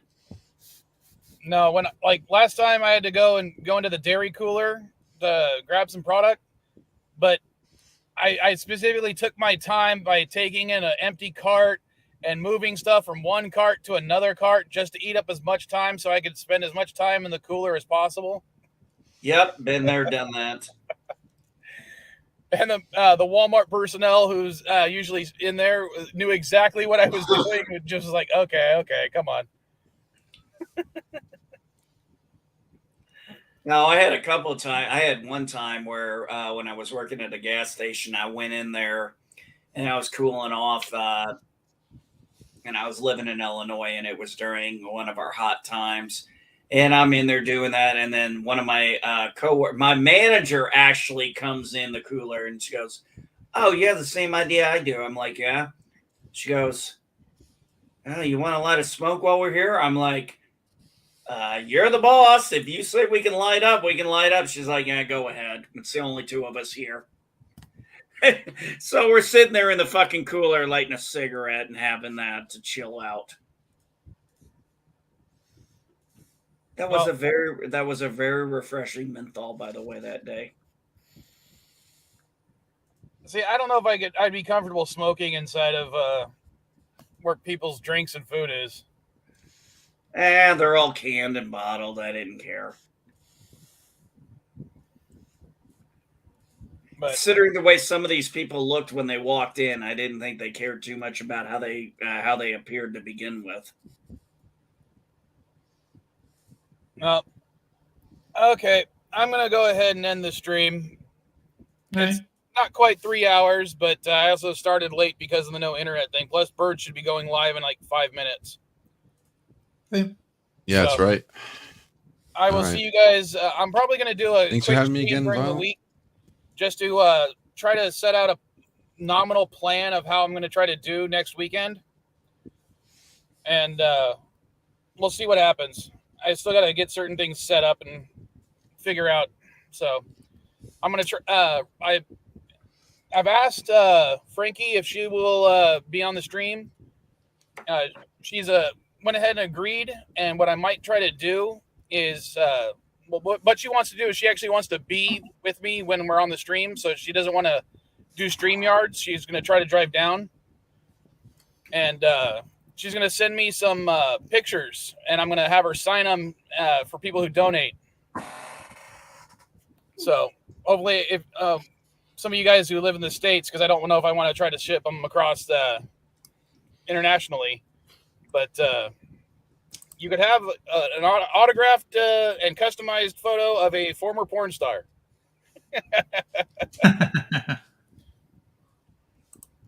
A former porn star, huh? Yep. All right. Well, I'll take off. What was her name again exactly? Frankie LaRue. Not familiar with that. Well, we actually worked together. That's how we became friends. So, hey, I don't judge. Hey, I don't judge. Hey, I'm not in the industry. We work worked together at my current day job, but she quit. Hey, I'm not going to judge someone who has a legal job. All right. And yes, Bird, Frankie is a female.